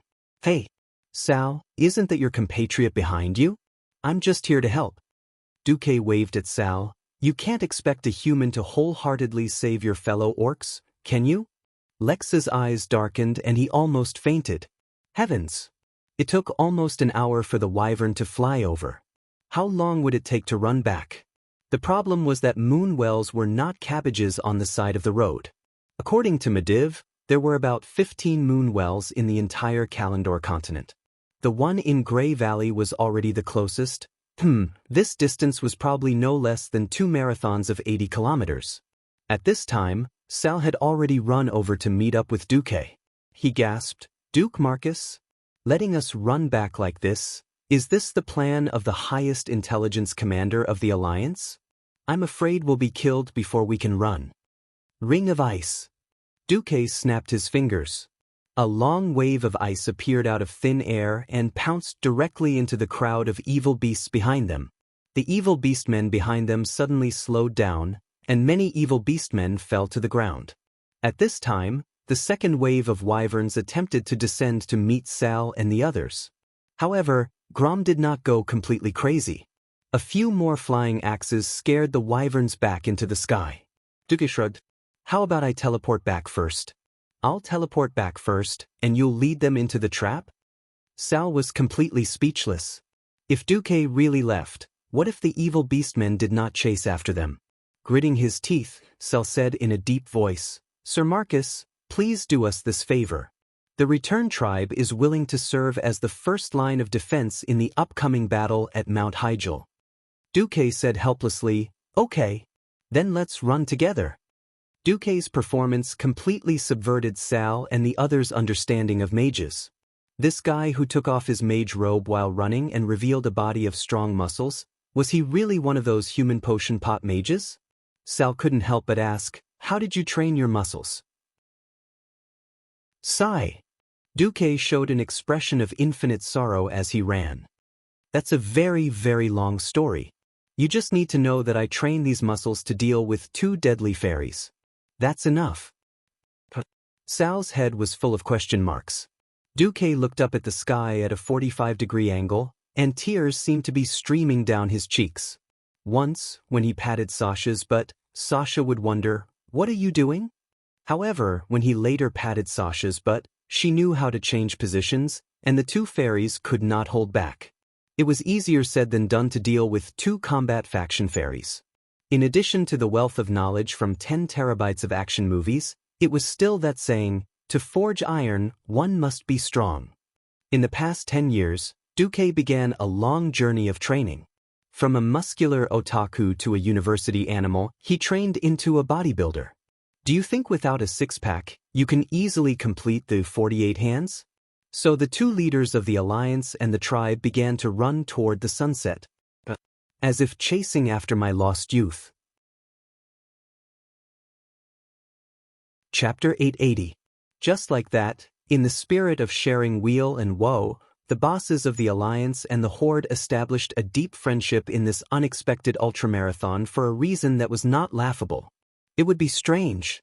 Yes, during the process, both sides exchanged friendly glances that were similar to, believe it or not, I'll get rid of you later.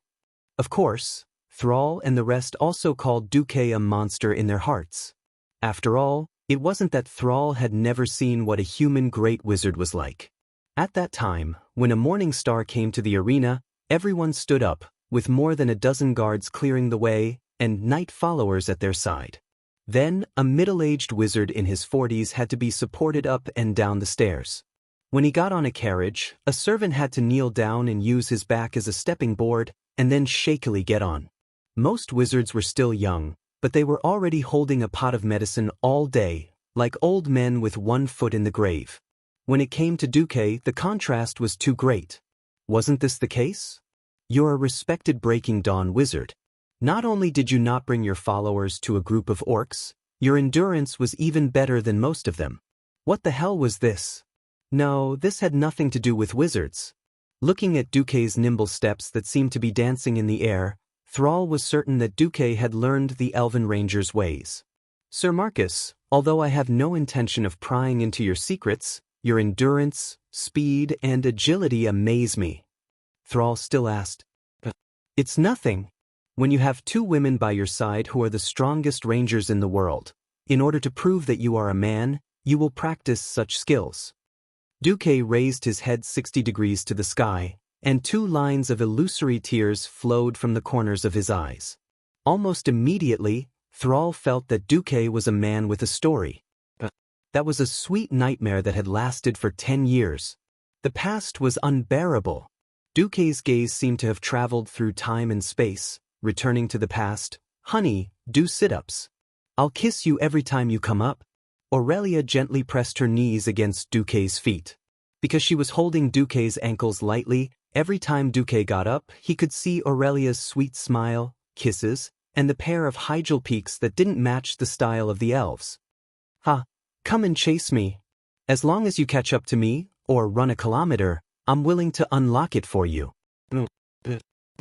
Force. Sasha ran in front of Duque with a bashful expression. She wore a thin veil and swayed her seductive figure in front of Duque. All kinds of, if you're a man, do whatever you want, drove Duque, this lazy worm who had no motivation in life, to work hard. Unknowingly, 10 years had passed. In reality, after the first year, Duke could already beat up the Windstalker sisters until they cried for their parents, screaming that they didn't want him anymore. But for some reason, with Aurelia and Sasha constantly changing the prizes, he persisted for 10 years. Although Duque showed off his affection and almost forced Gavin Rad to be a virgin to a 10-meter-tall virgin, things were different now. Without considering his profession skills, with just Duque's skills, he could definitely kick open the gate of Sarsgaard camp and shout in orc language, "I want to fight 10 of you." Then he would clean up a circle of people and walk out safely. The long run would eventually come to an end. From morning to evening, after listening to Grom's roar for nearly 8 hours, after Duque, "I'll kill you," Xian finally lost his temper. Duque finally flipped out. In front of a huge well that emitted a blue glow, Duque stopped in his tracks.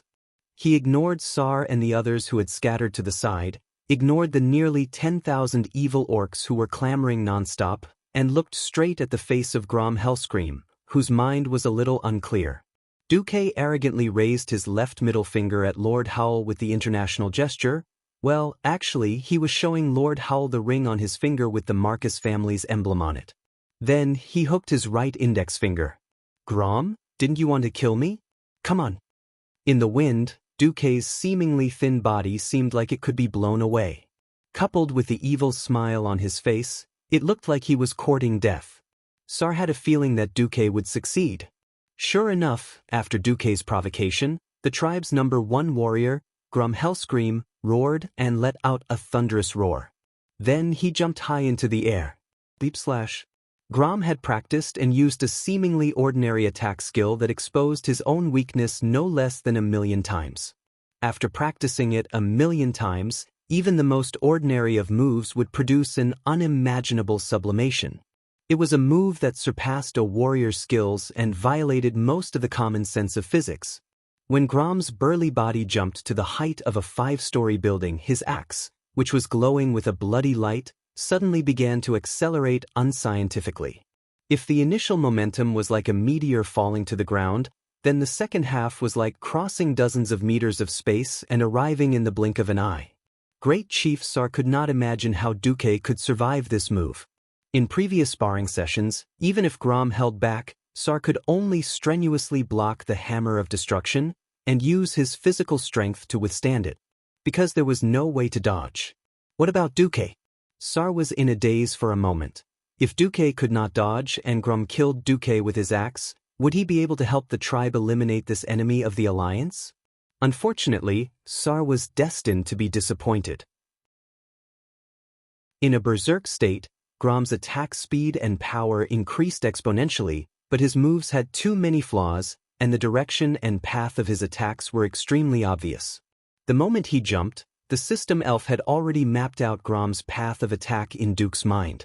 It had also calculated the damage and area of effect that would be caused when the axe smashed into the ground.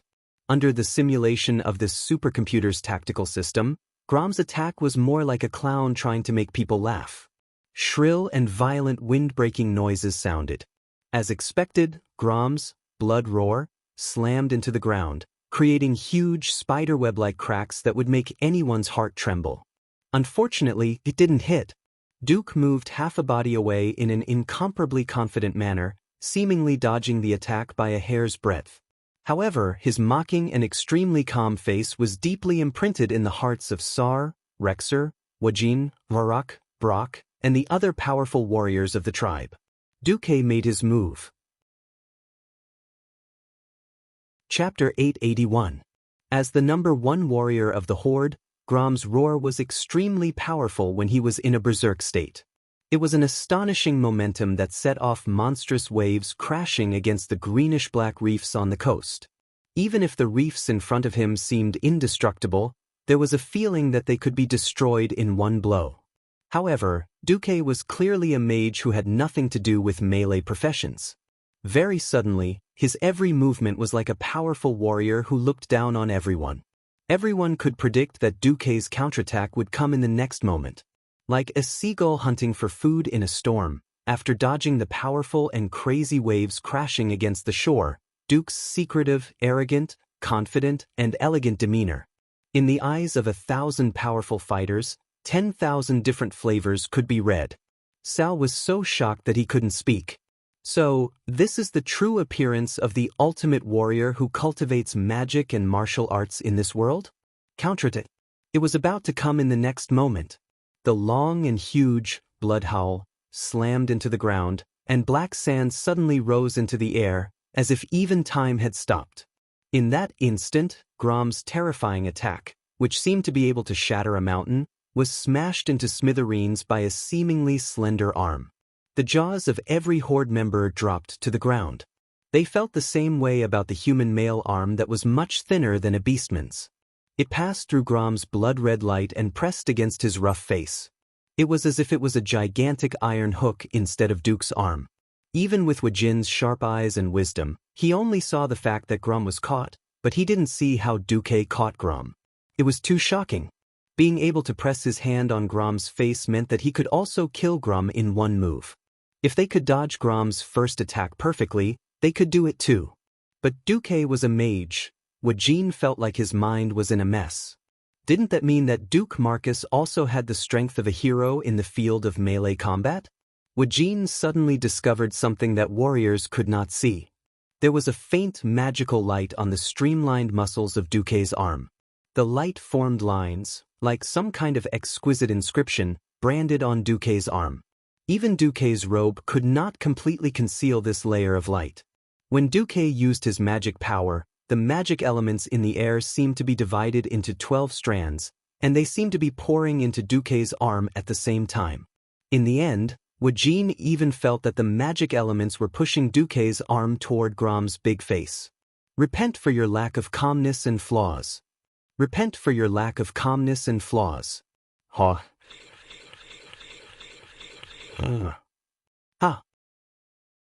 The muscles in Duke's right arm expanded, and the strength of his legs, waist, and arms combined with his breaking dawn magic power pushed Grom, whose facial muscles were already distorted, more than 10 meters away. He heavily dragged a huge black mark on the ground, mixed with traces of blood. Then, when he hit the wall of the moonwell, Duke used the momentum of the impact to lift Grom up, and then pressed his head into the crystal blue well water that was knee-deep. At the same time, the magic formation was completely activated. Countless rays of silver light surged from all directions, hovering above the moon well, and finally converging on Duke's arm. White light shone everywhere.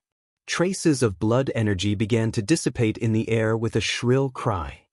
Wake up, idiot! Go. The number 1 warrior of the tribe struggled as the strengthened moon well water kept pouring into him. A few seconds later, the incomparably nervous thrall saw Grom's arms suddenly stop struggling. The great chief felt a heart-wrenching pain in his chest. Was that nervousness? Was that heartache? Thrall couldn't tell. Then, the group of orcs looked at Grom, who had his head buried in the well water, and suddenly pushed Duke's arm away. Duke bared his teeth, but still retreated while panting heavily. Everyone saw Grom sit up with a crash, and then give Duke a look of disgust. Thrall was not angry, but delighted. Grom? Grom looked at Thrall, Lexa, and the rest who were rushing towards him, and then at Duke, who was panting heavily by the well. How could the awakened Grom not know what had happened? Although he had fallen into madness and chaos not long ago, this did not mean that he had completely lost his memories. Thinking about how he had drunk the demon's blood to survive, and how he had fallen even deeper into madness after killing the nature element demigod, Grom's expression was very interesting.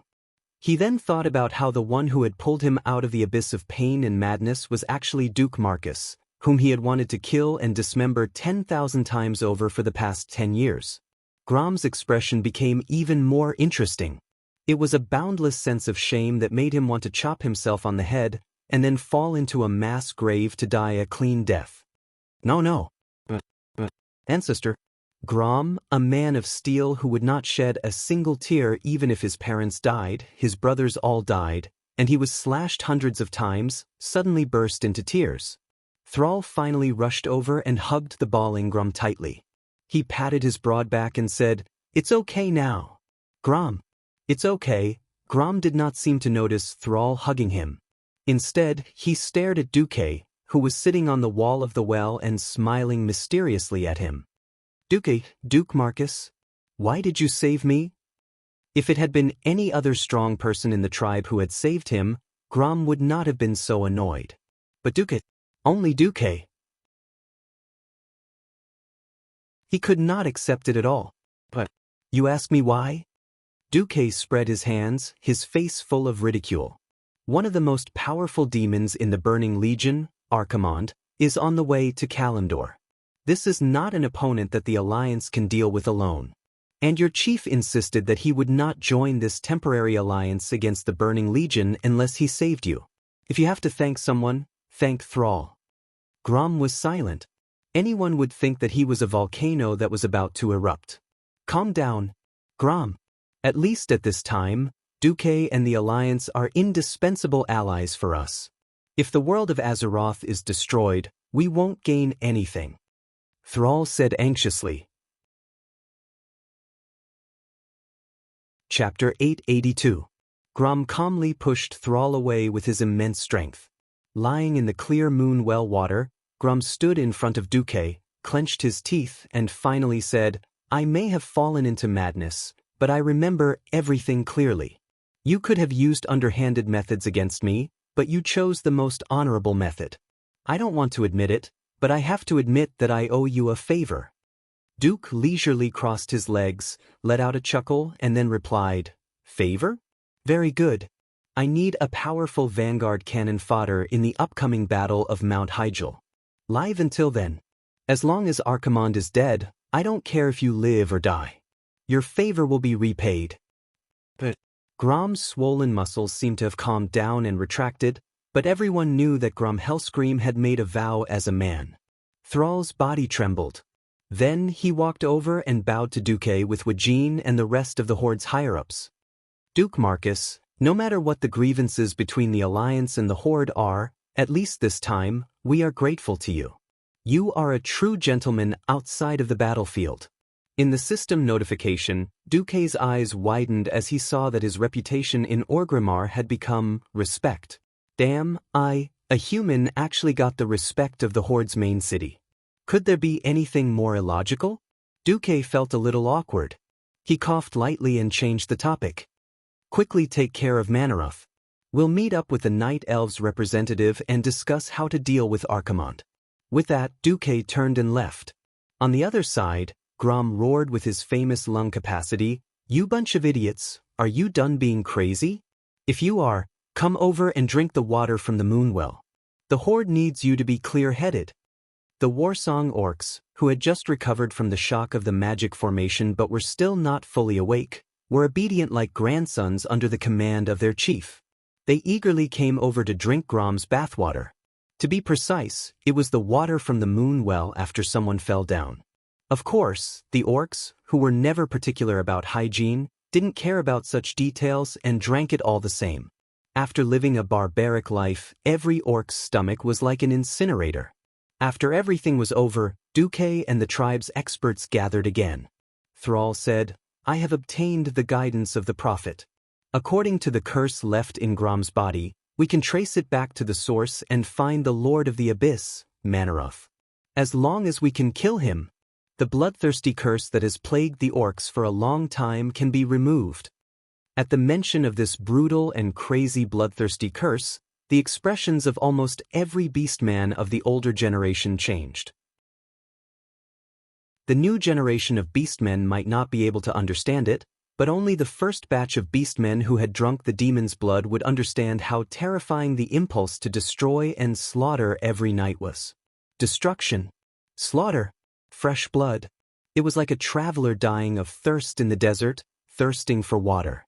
Everything was so crazy, yet so natural.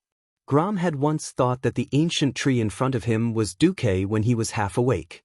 He had used his fists and claws to smash the tree into pieces, even tearing out the roots and using his fangs to bite them off. Yes, in the illusion, he had bitten off Duque's neck.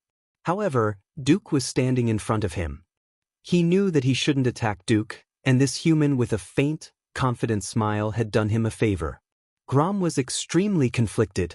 However, he still had to do what he had to do.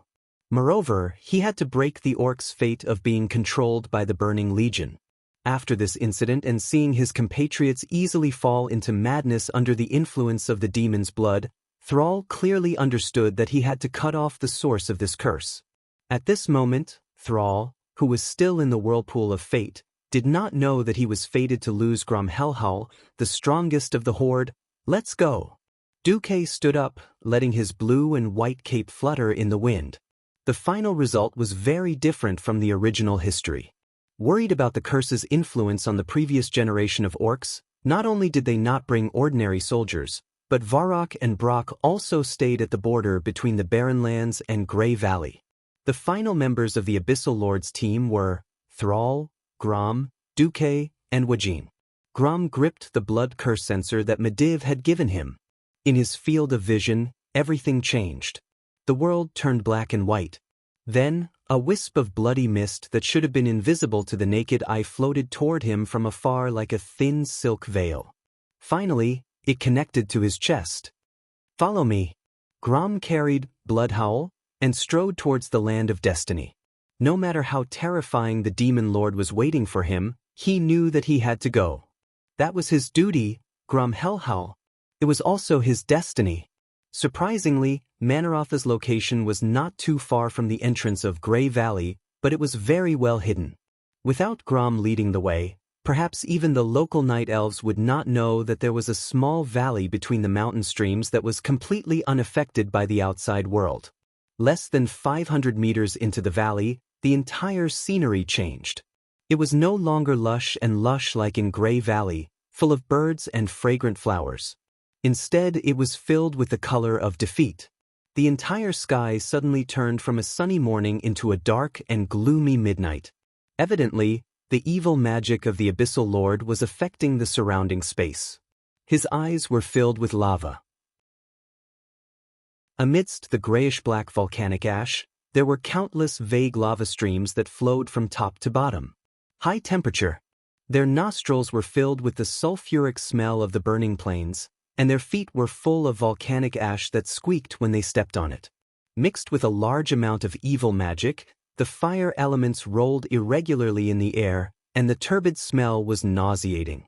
Not to mention Thrall and Grom, who did not have very strong senses, even the extremely sensitive forest troll hero Wajin, and Duque, who had the help of the system elf, could not sense the existence of Manoroth. Suddenly, there was light in this blazing world. It was a terrifying sword light that seemed to be able to split the entire world in half. A double-headed greatsword more than 15 meters long broke out of the volcanic ash under their feet and easily attacked Wujin and Duque at the back of the team. Wujin was seriously injured in just one move. Chapter 883. Woking had never been a flimsy man. The troll looked thin, but that was purely because of his body proportions. Even though he looked thin, Wujin's arms were still thicker than Duque's thighs. Wujin, who was 2.3 meters tall, was half a body taller than Duque, who had grown to 1.83 meters in the void, perhaps because he ate something wrong. Despite being an agility-type hero, Wujin was still hit by the terrifying greatsword. If Wujin had not used his signature long rod and spinning blade to block the attack, no matter how strong the troll's regeneration was, he wouldn't have been able to save him. Like a cannonball, Wujin was sent flying 100 meters away and directly left the stage. Originally, the trajectory of the cold crescent sword light from Manarotha's giant sword had also covered Duque. However, the Lord of the Abyss did not expect that Duque, who should not have been able to react in time, would not have used flash or ice block to save his life. Instead, he leaned back as far as he could and got into an iron plank position to avoid this fatal attack. This gave Duque precious time to counterattack. Behind, following Duque's roar, Thrall and Grom, who were the vanguard, immediately reacted. When they turned around, they saw Duque throw out a gorgeous magic brilliance like a waterfall and hit the Lord of the Abyss. It was like a waterfall from the ground to the sky. The dazzling golden flame shockwave was mixed with the holy light that should not belong to a mage. However, it was not enough. After the huge double-headed greatsword failed to cut Duque, under the control of the huge arm filled with explosive power, it spun around and stabbed into the ground. A scarlet shockwave exploded in front of the huge body of the Lord of the Abyss. Completely unable to withstand it, Duque could only flash and retreat to Grom's side. At this moment, Manaroth, who had crawled out of the ground, showed his terrifying figure. The history books described the Lords of the Abyss as an outstanding power that could destroy all life. These huge, dragon-like fellows with a pair of repulsive wings came from the netherworld, the farthest corner of the universe. As for Manaroth, he was the cream of the crop. His entire body felt extremely bloated, and his lower body was more like a pot-bellied four-legged lizard. From the tip of his stomach to the tip of his tail, he was at least 20 meters long. His upper body was full of fat, and he looked like a human fatty. There was a huge armor that looked like a kite shield hanging from his belly button. His upper body was bare, but he wore 2 shoulder pads that were full of sharp spikes. He had a pair of huge curved horns that looked like mammoths and a big mouth full of fangs, which made him look extremely ferocious. The Abyss Lord looked at the young Sal and let out a chilling laugh. Sal, I knew you would come. I also saw that you brought the powerful Hellscream with you. His blood belongs to me. So does your entire pitiful race. The only thing I didn't expect was that you would bring the Burning Legion's biggest problem in Azeroth, Duke Marcus. Very good. You're really good. Green saliva dripped down from the intersecting fangs. When the saliva dripped onto the volcanic ash, it actually made a creaking sound similar to acid corroding the ground. Sal couldn't help but narrow his eyes. This young chief of the Horde suddenly took a step forward and slammed the famous hammer of destruction on the ground. Bang! Sand and stones flew everywhere. This wasn't a meaningless venting. This was the beastmen's favorite way to boost their spirits. After roaring, Sal shouted, "Duque, I'll go first." Duque replied in a low voice, "I'll cover." This was the first real cooperation between the 2 leaders of the Alliance and the Horde. Last time when the Dalajan besieged Arthes, Sal, who lacked a proper weapon, was more of a bystander. However, this time, the cooperation between the 2 was as seamless as if they had worked together thousands of times before. 1,024 hands of magic appeared in the air in an instant. The sudden burst of icy arrow rain made the temperature of the entire world suddenly drop by more than 20 degrees, from the hot midsummer into the biting cold winter. Thrall swung the hammer of destruction, like a meteor hammer when the ice crystals pierced through the void and stabbed into the huge body of the Lord of the Abyss. The large square-headed hammer that was larger than a human head began to bloom with a dazzling light. A moment ago, it was just like the light of a lighthouse in the night, and the next second, it was already a small sun full of destructive power. Ha-dash, the air in the lungs was compressed by the strong muscles, as if every milliliter of air was converted into oxygen to support the next blow. Sal used all his strength to throw the hammer of destruction. Just as the Lord of the Abyss was busy defending against Duke's breaking dawn magic, the hammer of destruction arrived before he could recover. Boom! An earth-shattering explosion. Even with Manarotha's huge body, the powerful destructive power of the hammer of destruction still forced him to take 3 big steps back. Unfortunately, even with the full power of the hammer of destruction, it still could not break the defense of the thick hide of the Lord of the Abyss. Haha! Manaroth laughed wildly. Although it's a good effort, unfortunately, it's meaningless. The next moment, the huge Lord of the Abyss charged over faster and fiercer than a rhinoceros. Boom! The double-headed giant sword emitting an evil aura easily smashed the limestone ground the size of a basketball court into pieces. The powerful shockwave sent Sal flying, who had clearly dodged the attack, and Duque had to flash dozens of meters away again. The powerful shockwave also flipped Grom over. Manarotha's huge body stood in front of Grom Hellscream and laughed sinisterly. That child Sal believes that you will definitely be saved. But he does not know what is burning in the depths of your soul. When that thing is in your heart, you will know that we are actually all the same. The murmur burrowed deep into Grom's chest, pierced his heart, and plucked at the weakest chord in his soul. It was a string that could easily cause him to fall into madness and slaughter with just a slight tug. His soul was falling. His soul was falling. He found that his body and soul seemed to be enjoying this desperate, painful, and sweet madness. No! Grom let out a roar that sounded like it came from hell. Chapter 884. Beastmen will never be slaves. The deafening roar resounded through the entire Grey Valley, sending all the rocks that were still unstable in the surroundings flying. Grom started sprinting at high speed. The anger pumped out of his heart burned through his entire body. The anger that had accumulated in his chest needed a place to vent.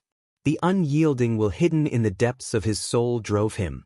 1 step, 2 steps, 3 steps. His well-trained sense of distance told him that it was enough.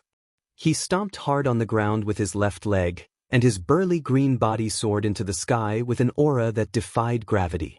The blood roar that was held high gave people the illusion that it was going to burst through the gray sky.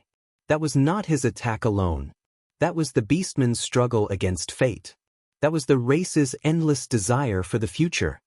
He waved his hands and the axe flew up. The blood moon rose and the axe flashed.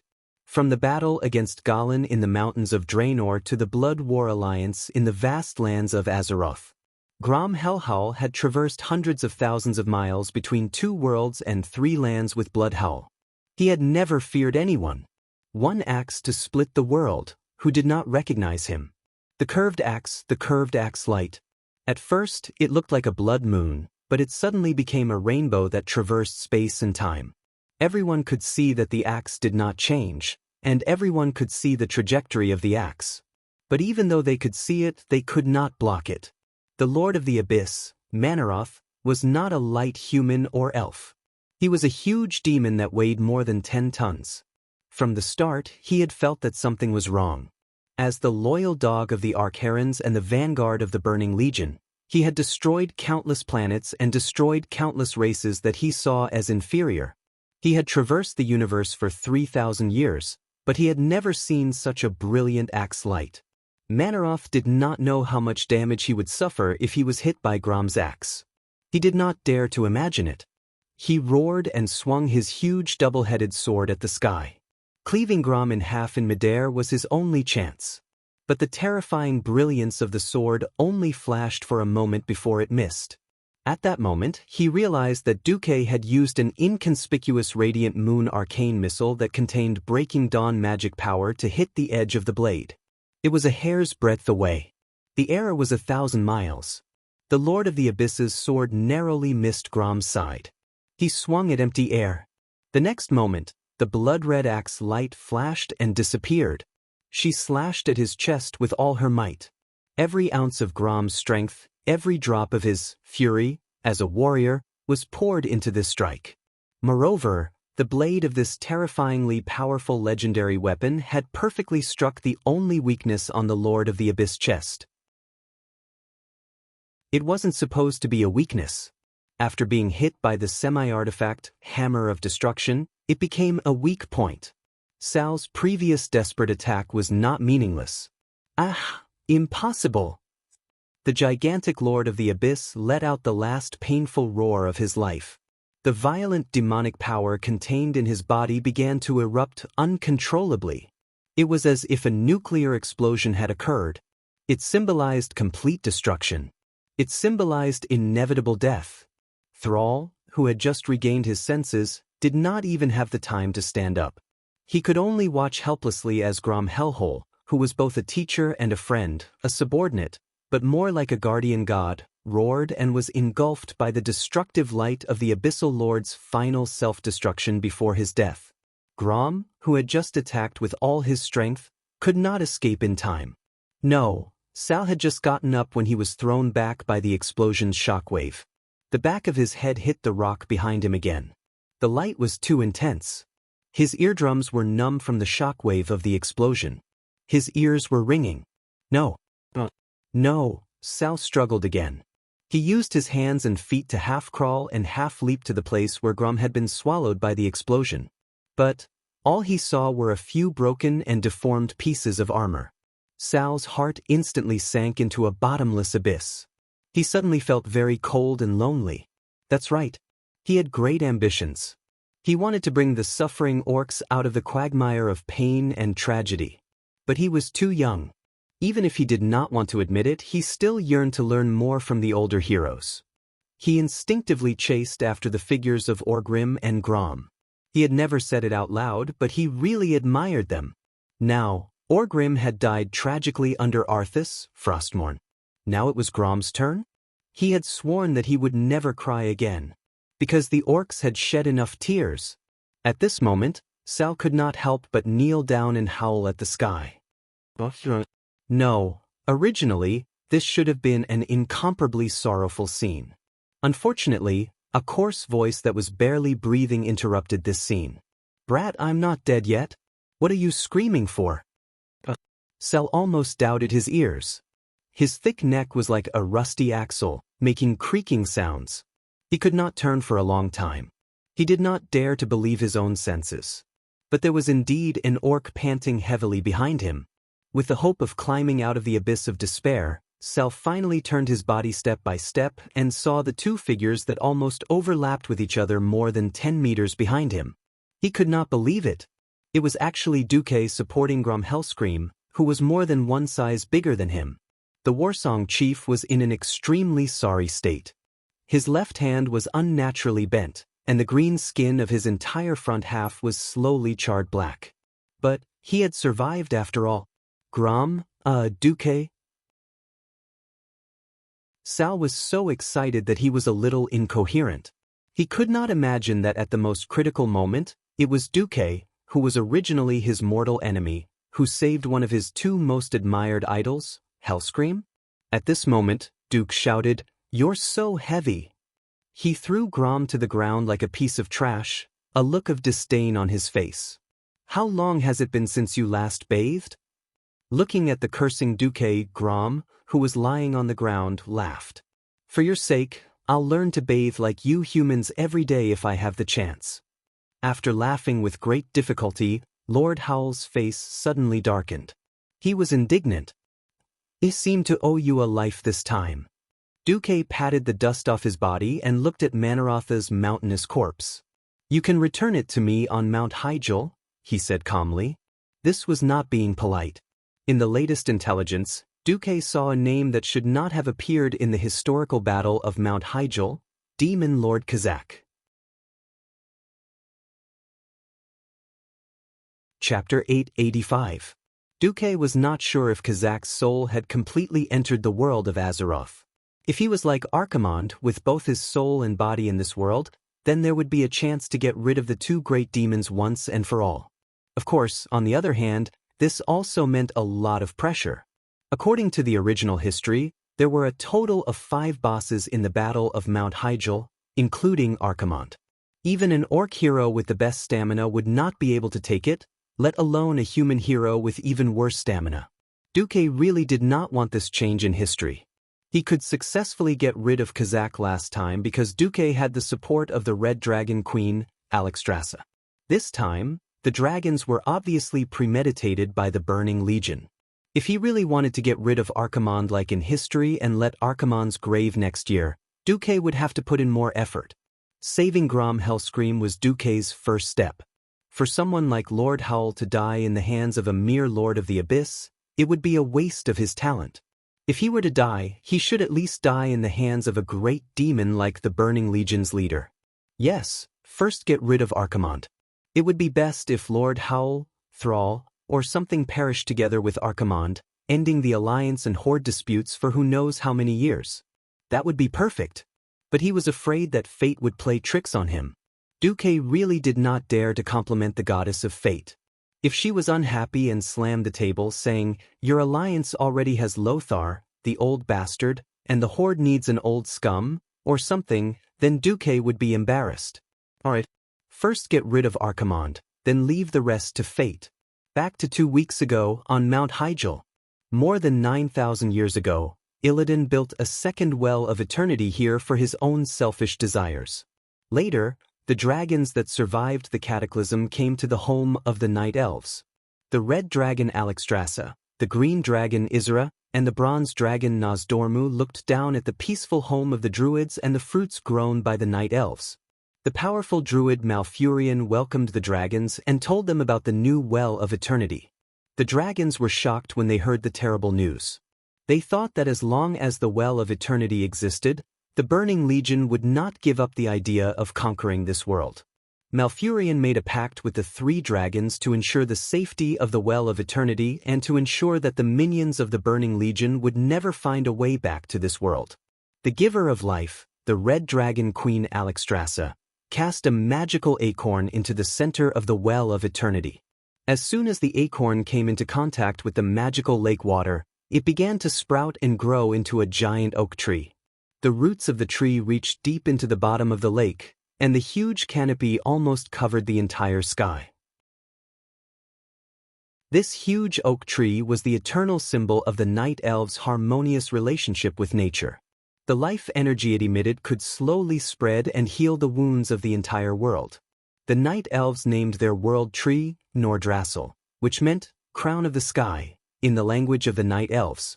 After the 3 dragon aspects bestowed the holy blessing of the dragon race here, this place had always been regarded as the most sacred place by the Night Elves. For more than 9,000 years, this place had been guarded in the strictest manner, and the teachings of druids and other nature teachings had been spread here. 9,000 years of peace had passed just like that. On this day, this sacred place that had never been set foot on by creatures of other races for more than 9,000 years welcomed a strange team. As many as 24 elite guards escorted these few unshackled guests to the front of the temple of the moon goddess Elun. When the envoy, consisting of 2 humans and 2 high elves, arrived at the entrance of the temple, the 2 female temple guards sized them up. They were, of course, Ronan, Bridget, Lilith, and Riadaline, who were here to send a warning to the Night Elves. They were also sizing up these Night Elven guards that had only existed in legends for thousands of years. They weren't wearing long robes, but were instead wearing shiny silver breastplates and pleated skirts. There was a pattern of a crescent moon in the middle of the breastplates. The moon goddess temple was filled with female priestesses. According to the introduction of the Elven Guard captain along the way, most of them could ride and shoot and were proficient in tactics. For example, the leader of the Night Elves and the chosen of the moon goddess Elun, Tyrant Whisperwind, was an excellent archer. After the announcement, the guards signaled for Ronan and the rest to enter. Under the guidance of a priestess in a white robe and a team of 6 guards, Ronan entered the moon goddess temple. As soon as he walked in, Ronin felt the moonlight sprinkling on his body. It was gentle and comfortable, as if the moon goddess had stretched out her soft, motherly hand to caress him. The rectangular room was surrounded by two bros, and there was a large stone tablet in the middle for the priestess to give a speech. The circular stone path leading to the stone tablet was carved with complicated patterns, all of which were pictures of the waxing and waning of the moon. As he walked along the winding corridor, he found that no matter where the moon was in the sky, the gentle moonlight would always illuminate the entire room.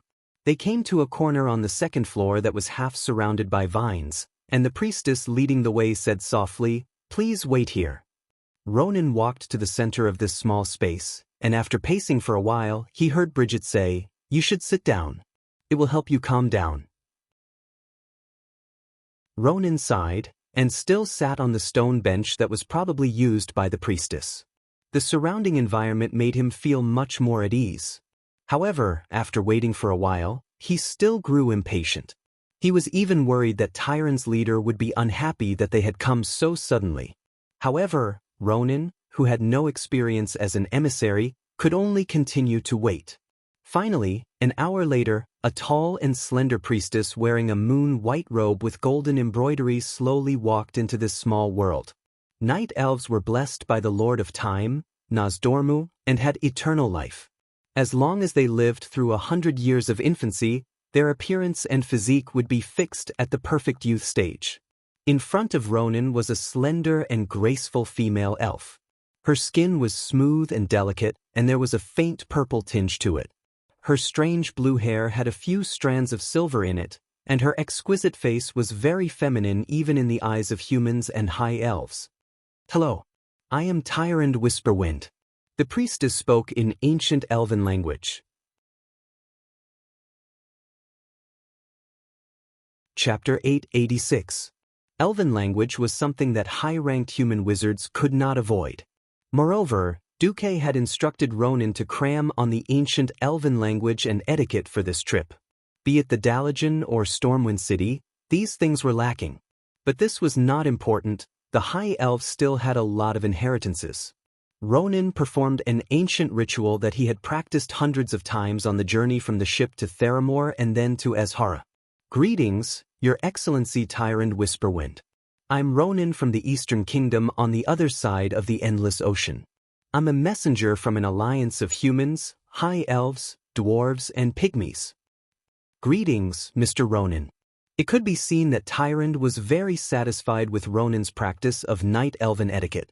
Regardless of orthodoxy or standards, for a temporary emissary to be able to practice to this extent showed that he had truly put in a lot of effort.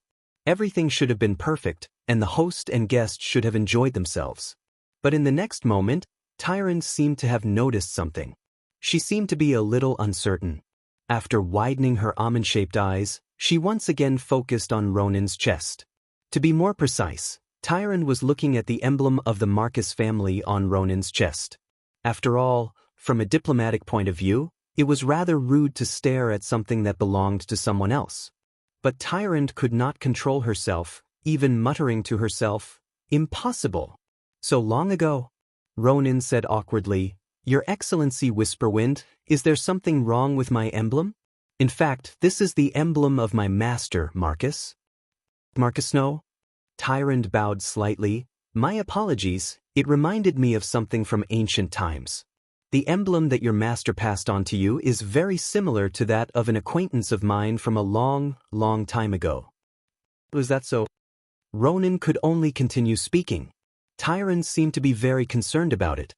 Because elves had rather long eyebrows, the slightest twitch of the muscles between the eyebrows was very obvious. "If I may be so bold as to ask, how many years has your master's legacy been passed down? Is it 10,000 years?" This question was very strange, and Ronin's question was very abrupt. With regards to Duque's master's inheritance, Luo Ning was also dumbfounded. He only knew that the only master Duque had personally acknowledged was hundred-handed death god Huijia. The problem was that it had been close to 15 years since the last person to receive the title of master teacher. If Tyrant had asked if it had been 100 years, Ronin would not have dared to answer. But 10,000 years, Ronin laughed. "I'm sorry, But humans don't have such a long history as the Night Elves. 2,800 years ago, when great Emperor Saladin united all the human clans, a kingdom and a more systematic civilization appeared. Even before that, humans were a relatively primitive clan. The earliest recorded human civilization could only be traced back to 4,000 years ago. 10,000 years? That's impossible. I see. Tyrant could not hide the disappointment on her face, but she quickly regained her composure as the high priestess of the moon goddess. My apologies again, I've gone off topic. May I ask, emissary of the Alliance, why are you here? In order to prevent the Burning Legion from invading the Kalimdor continent and the world tree of Hyjal, Nordrassil, I've sent a warning to the Night Elves. Saying this, Ronan opened his palm. The crystal that could record images projected the scene of Archimonde descending upon Azeroth and destroying the Dalajan. Tyron's expression froze. The blue light that represented the moon goddess Elun rapidly gathered in her almond-shaped eyes, almost filling up her entire eye sockets. Only by braving the holy light to look at her would one see that her pupils were surrounded by the white of her eyes, looking like azure glass beads. As expected, what I saw in the dream is true. Tyron's voice was more like a murmur. She thought of the nightmares that had frequently appeared in her dreams over the past month. In the past, whenever she fell asleep and entered a dream, her soul would float up into the sky with Elun's blessing. But recently, she found that her soul could not escape the shackles of the earth and could only wander around under the clouds. The more she flew down, the closer she got to the moon goddess palace, and the more terrifying scenes appeared in her vision. Mount Hyjal could see them more clearly. The world tree Nordrassil was like this, and the well of eternity was the same. In the well that looked like a large lake, black water swirled wildly, and colorful lake water rolled out from the bottom of the river. It was extremely terrifying. As the huge waves from the lake crashed onto the shore, the powerful magical energy contained in the water of the well of eternity dissipated in all directions. The lake water churned like boiling water. Countless night elf priests and druids prostrated themselves beside the well, praying. But the more they prayed for the well of eternity's forgiveness, the worse it became. In the sky, torrential rain poured down, and thunder and lightning roared. The beautiful houses near the well of eternity were about to be washed away by the lake water. Why was this happening? What happened to the well of eternity? In her hazy dream, Tyrant felt strange and frightened more than once. She turned to look outside Mount Hyjal. The sky was already as dark as the night of Mount Hyjal. It was even darker. The thick, black hue only made Tyrant feel that something bad was about to happen. This was really abnormal, and there was definitely danger. What were the sentries in the clan doing? Her soul flew over the mountain path of Mount Hyjal, and she saw that the guards on the path were silent, unable to see her at all. Or was this just a simple dream of hers? She floated to the periphery of the buildings on the mountain top, and was about to go out and see what was going on. She had thought that she could easily pass through the magical barrier around the mountain top, but she encountered an obstacle. Someone had already cast a very complicated and powerful magical incantation around Mount Hyjal, blocking the extension of her senses and preventing her from exploring everything in the outside world. This made her feel like a baby bird waiting to be born in an egg, but she had no idea whether there was a ferocious predatory beast outside that wanted to smash and destroy her, or break the eggshell and drag her out to be devoured. This unknown terror made her very uneasy. But she could not pass through this mysterious and evil magic. Every time she tried, she would feel an unexpected pain. She could not cry out. This pain was not something that could be solved with a few screams. Every time the dream reached this point, all the images would disappear just like that. When she woke up, she found herself once again in the pure and flawless world of the Moon Maiden Temple. She was the high priestess of the moon goddess, as well as the leader of the entire night elf race, even if she had an ominous premonition in her dreams. Even though there was an ominous foreboding in the dream, she could not make any big moves with just this alone, until she saw Archimonde's image. Chapter 887. Tyrant let out a soft cry. The dream that had been broken countless times finally connected after seeing Archimonde's image. Tyrant's body shook violently as her mind went into a trance.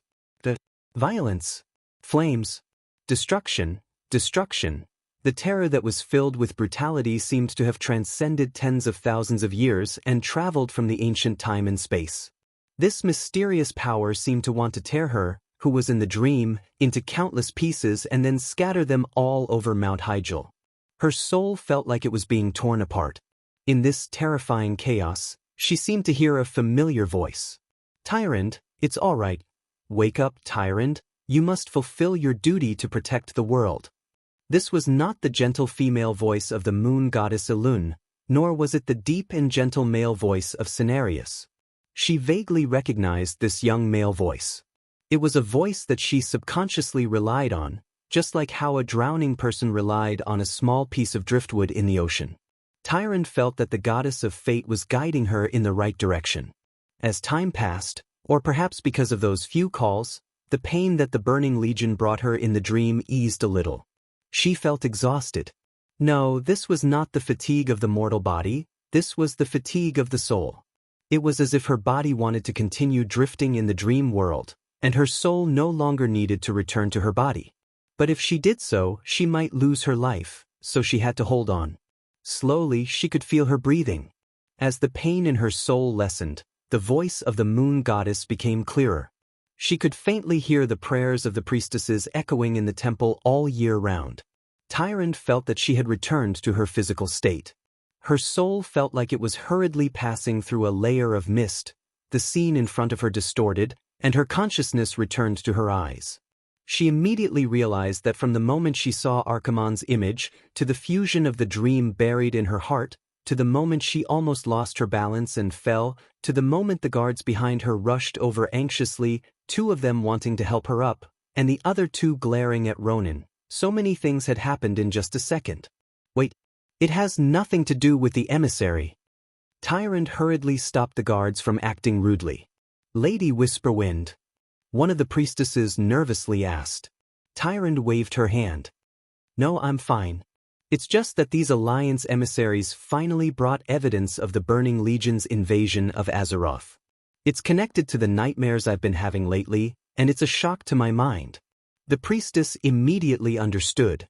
As the chosen one of Elun, Tyrant could easily see through lies.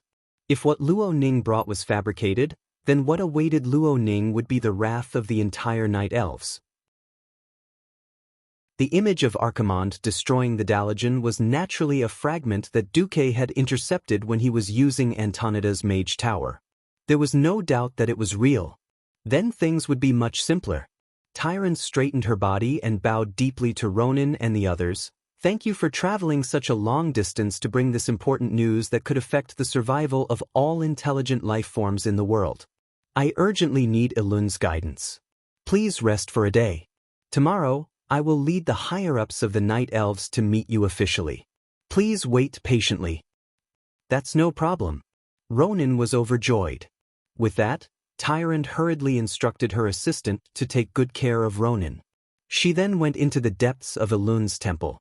In the prayer hall dedicated to the high priest, Tyrant gently took off all her clothes and stepped into the crystal pool with the statue of the Elun goddess.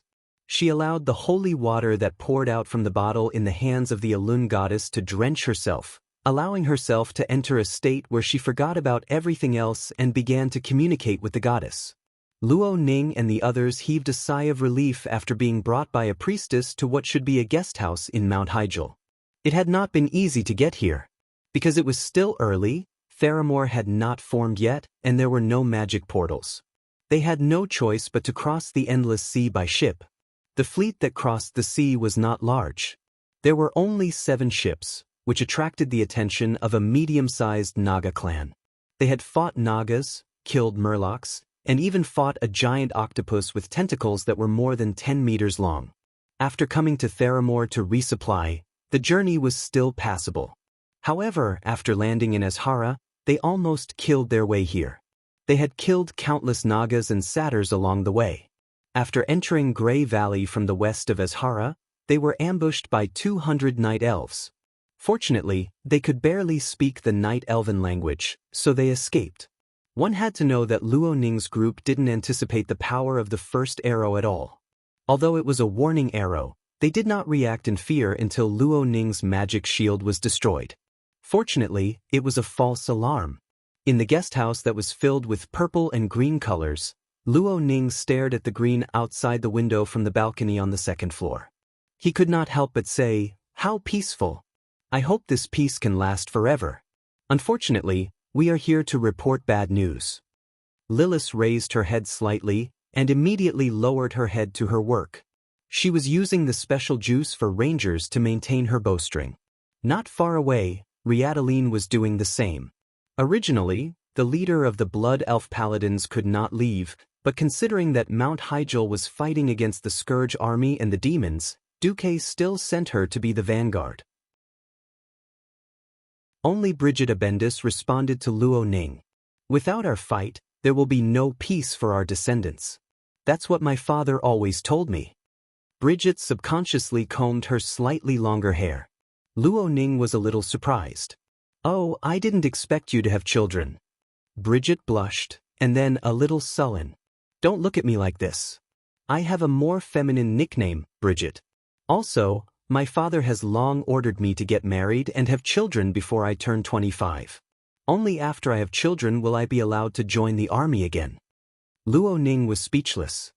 He did not expect General Abendis to have such a loving father side.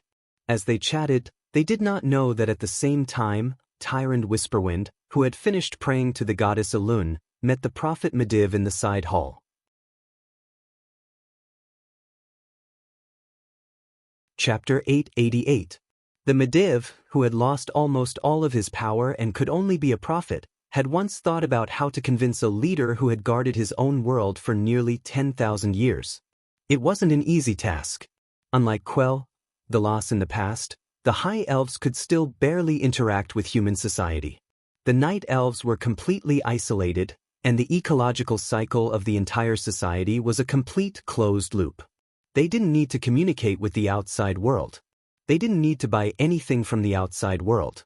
What they needed was the most natural ecological cycle in the forest. They rejected any new civilization. Even if a tree was chopped down to build a house, it had to be planted immediately. So, when Mediv saw Tyrant humbly asking about Archimonde's direction and military strength, Mediv heaved a sigh of relief. This is the cycle of 10,000 years. The Burning Legion's target is the Well of Eternity. That's for sure. With the dragon aspect busy, the Night Elves alone can't defend the Well of Eternity. We need to ally with the Horde and Alliance.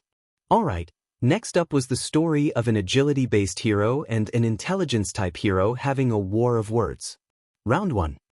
No, I feel that the Night Elves have been preparing for this battle since 9,000 years ago.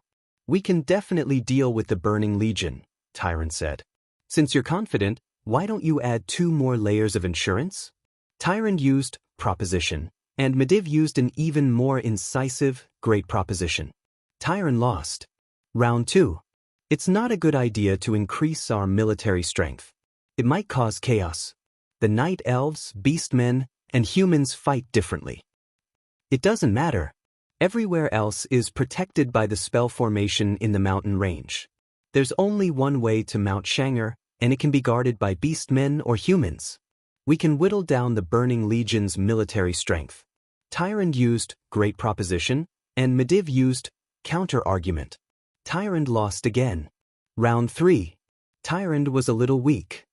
I don't think the humans and beastmen can stop Archimonde.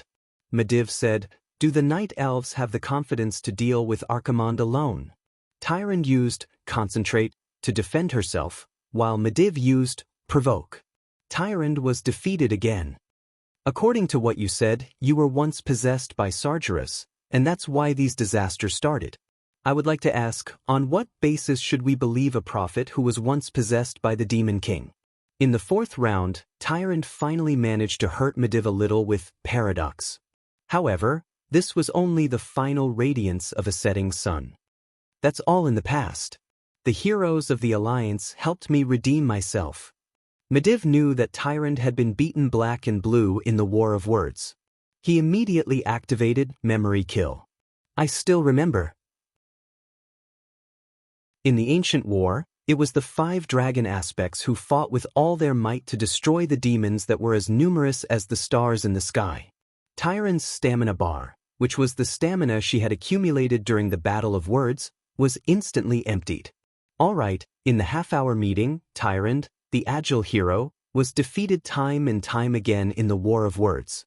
Finally, she made up her mind to prepare for war and accepted Mediva's suggestion. It was definitely not an easy task to fight against the Burning Legion. After sending off Mediv, Tyron's first thought was to wake up her childhood friend, the Archdruid Malfurion Stormrage. Under the guidance of the druid's patron, the demigod Cenarius, the respectable Malfurion Stormrage had been protecting the Night Elves from the invasion of the demons for tens of thousands of years. In the ancient war, Malfurion and other heroes fought against the terrifying Burning Legion to protect all life in Azeroth.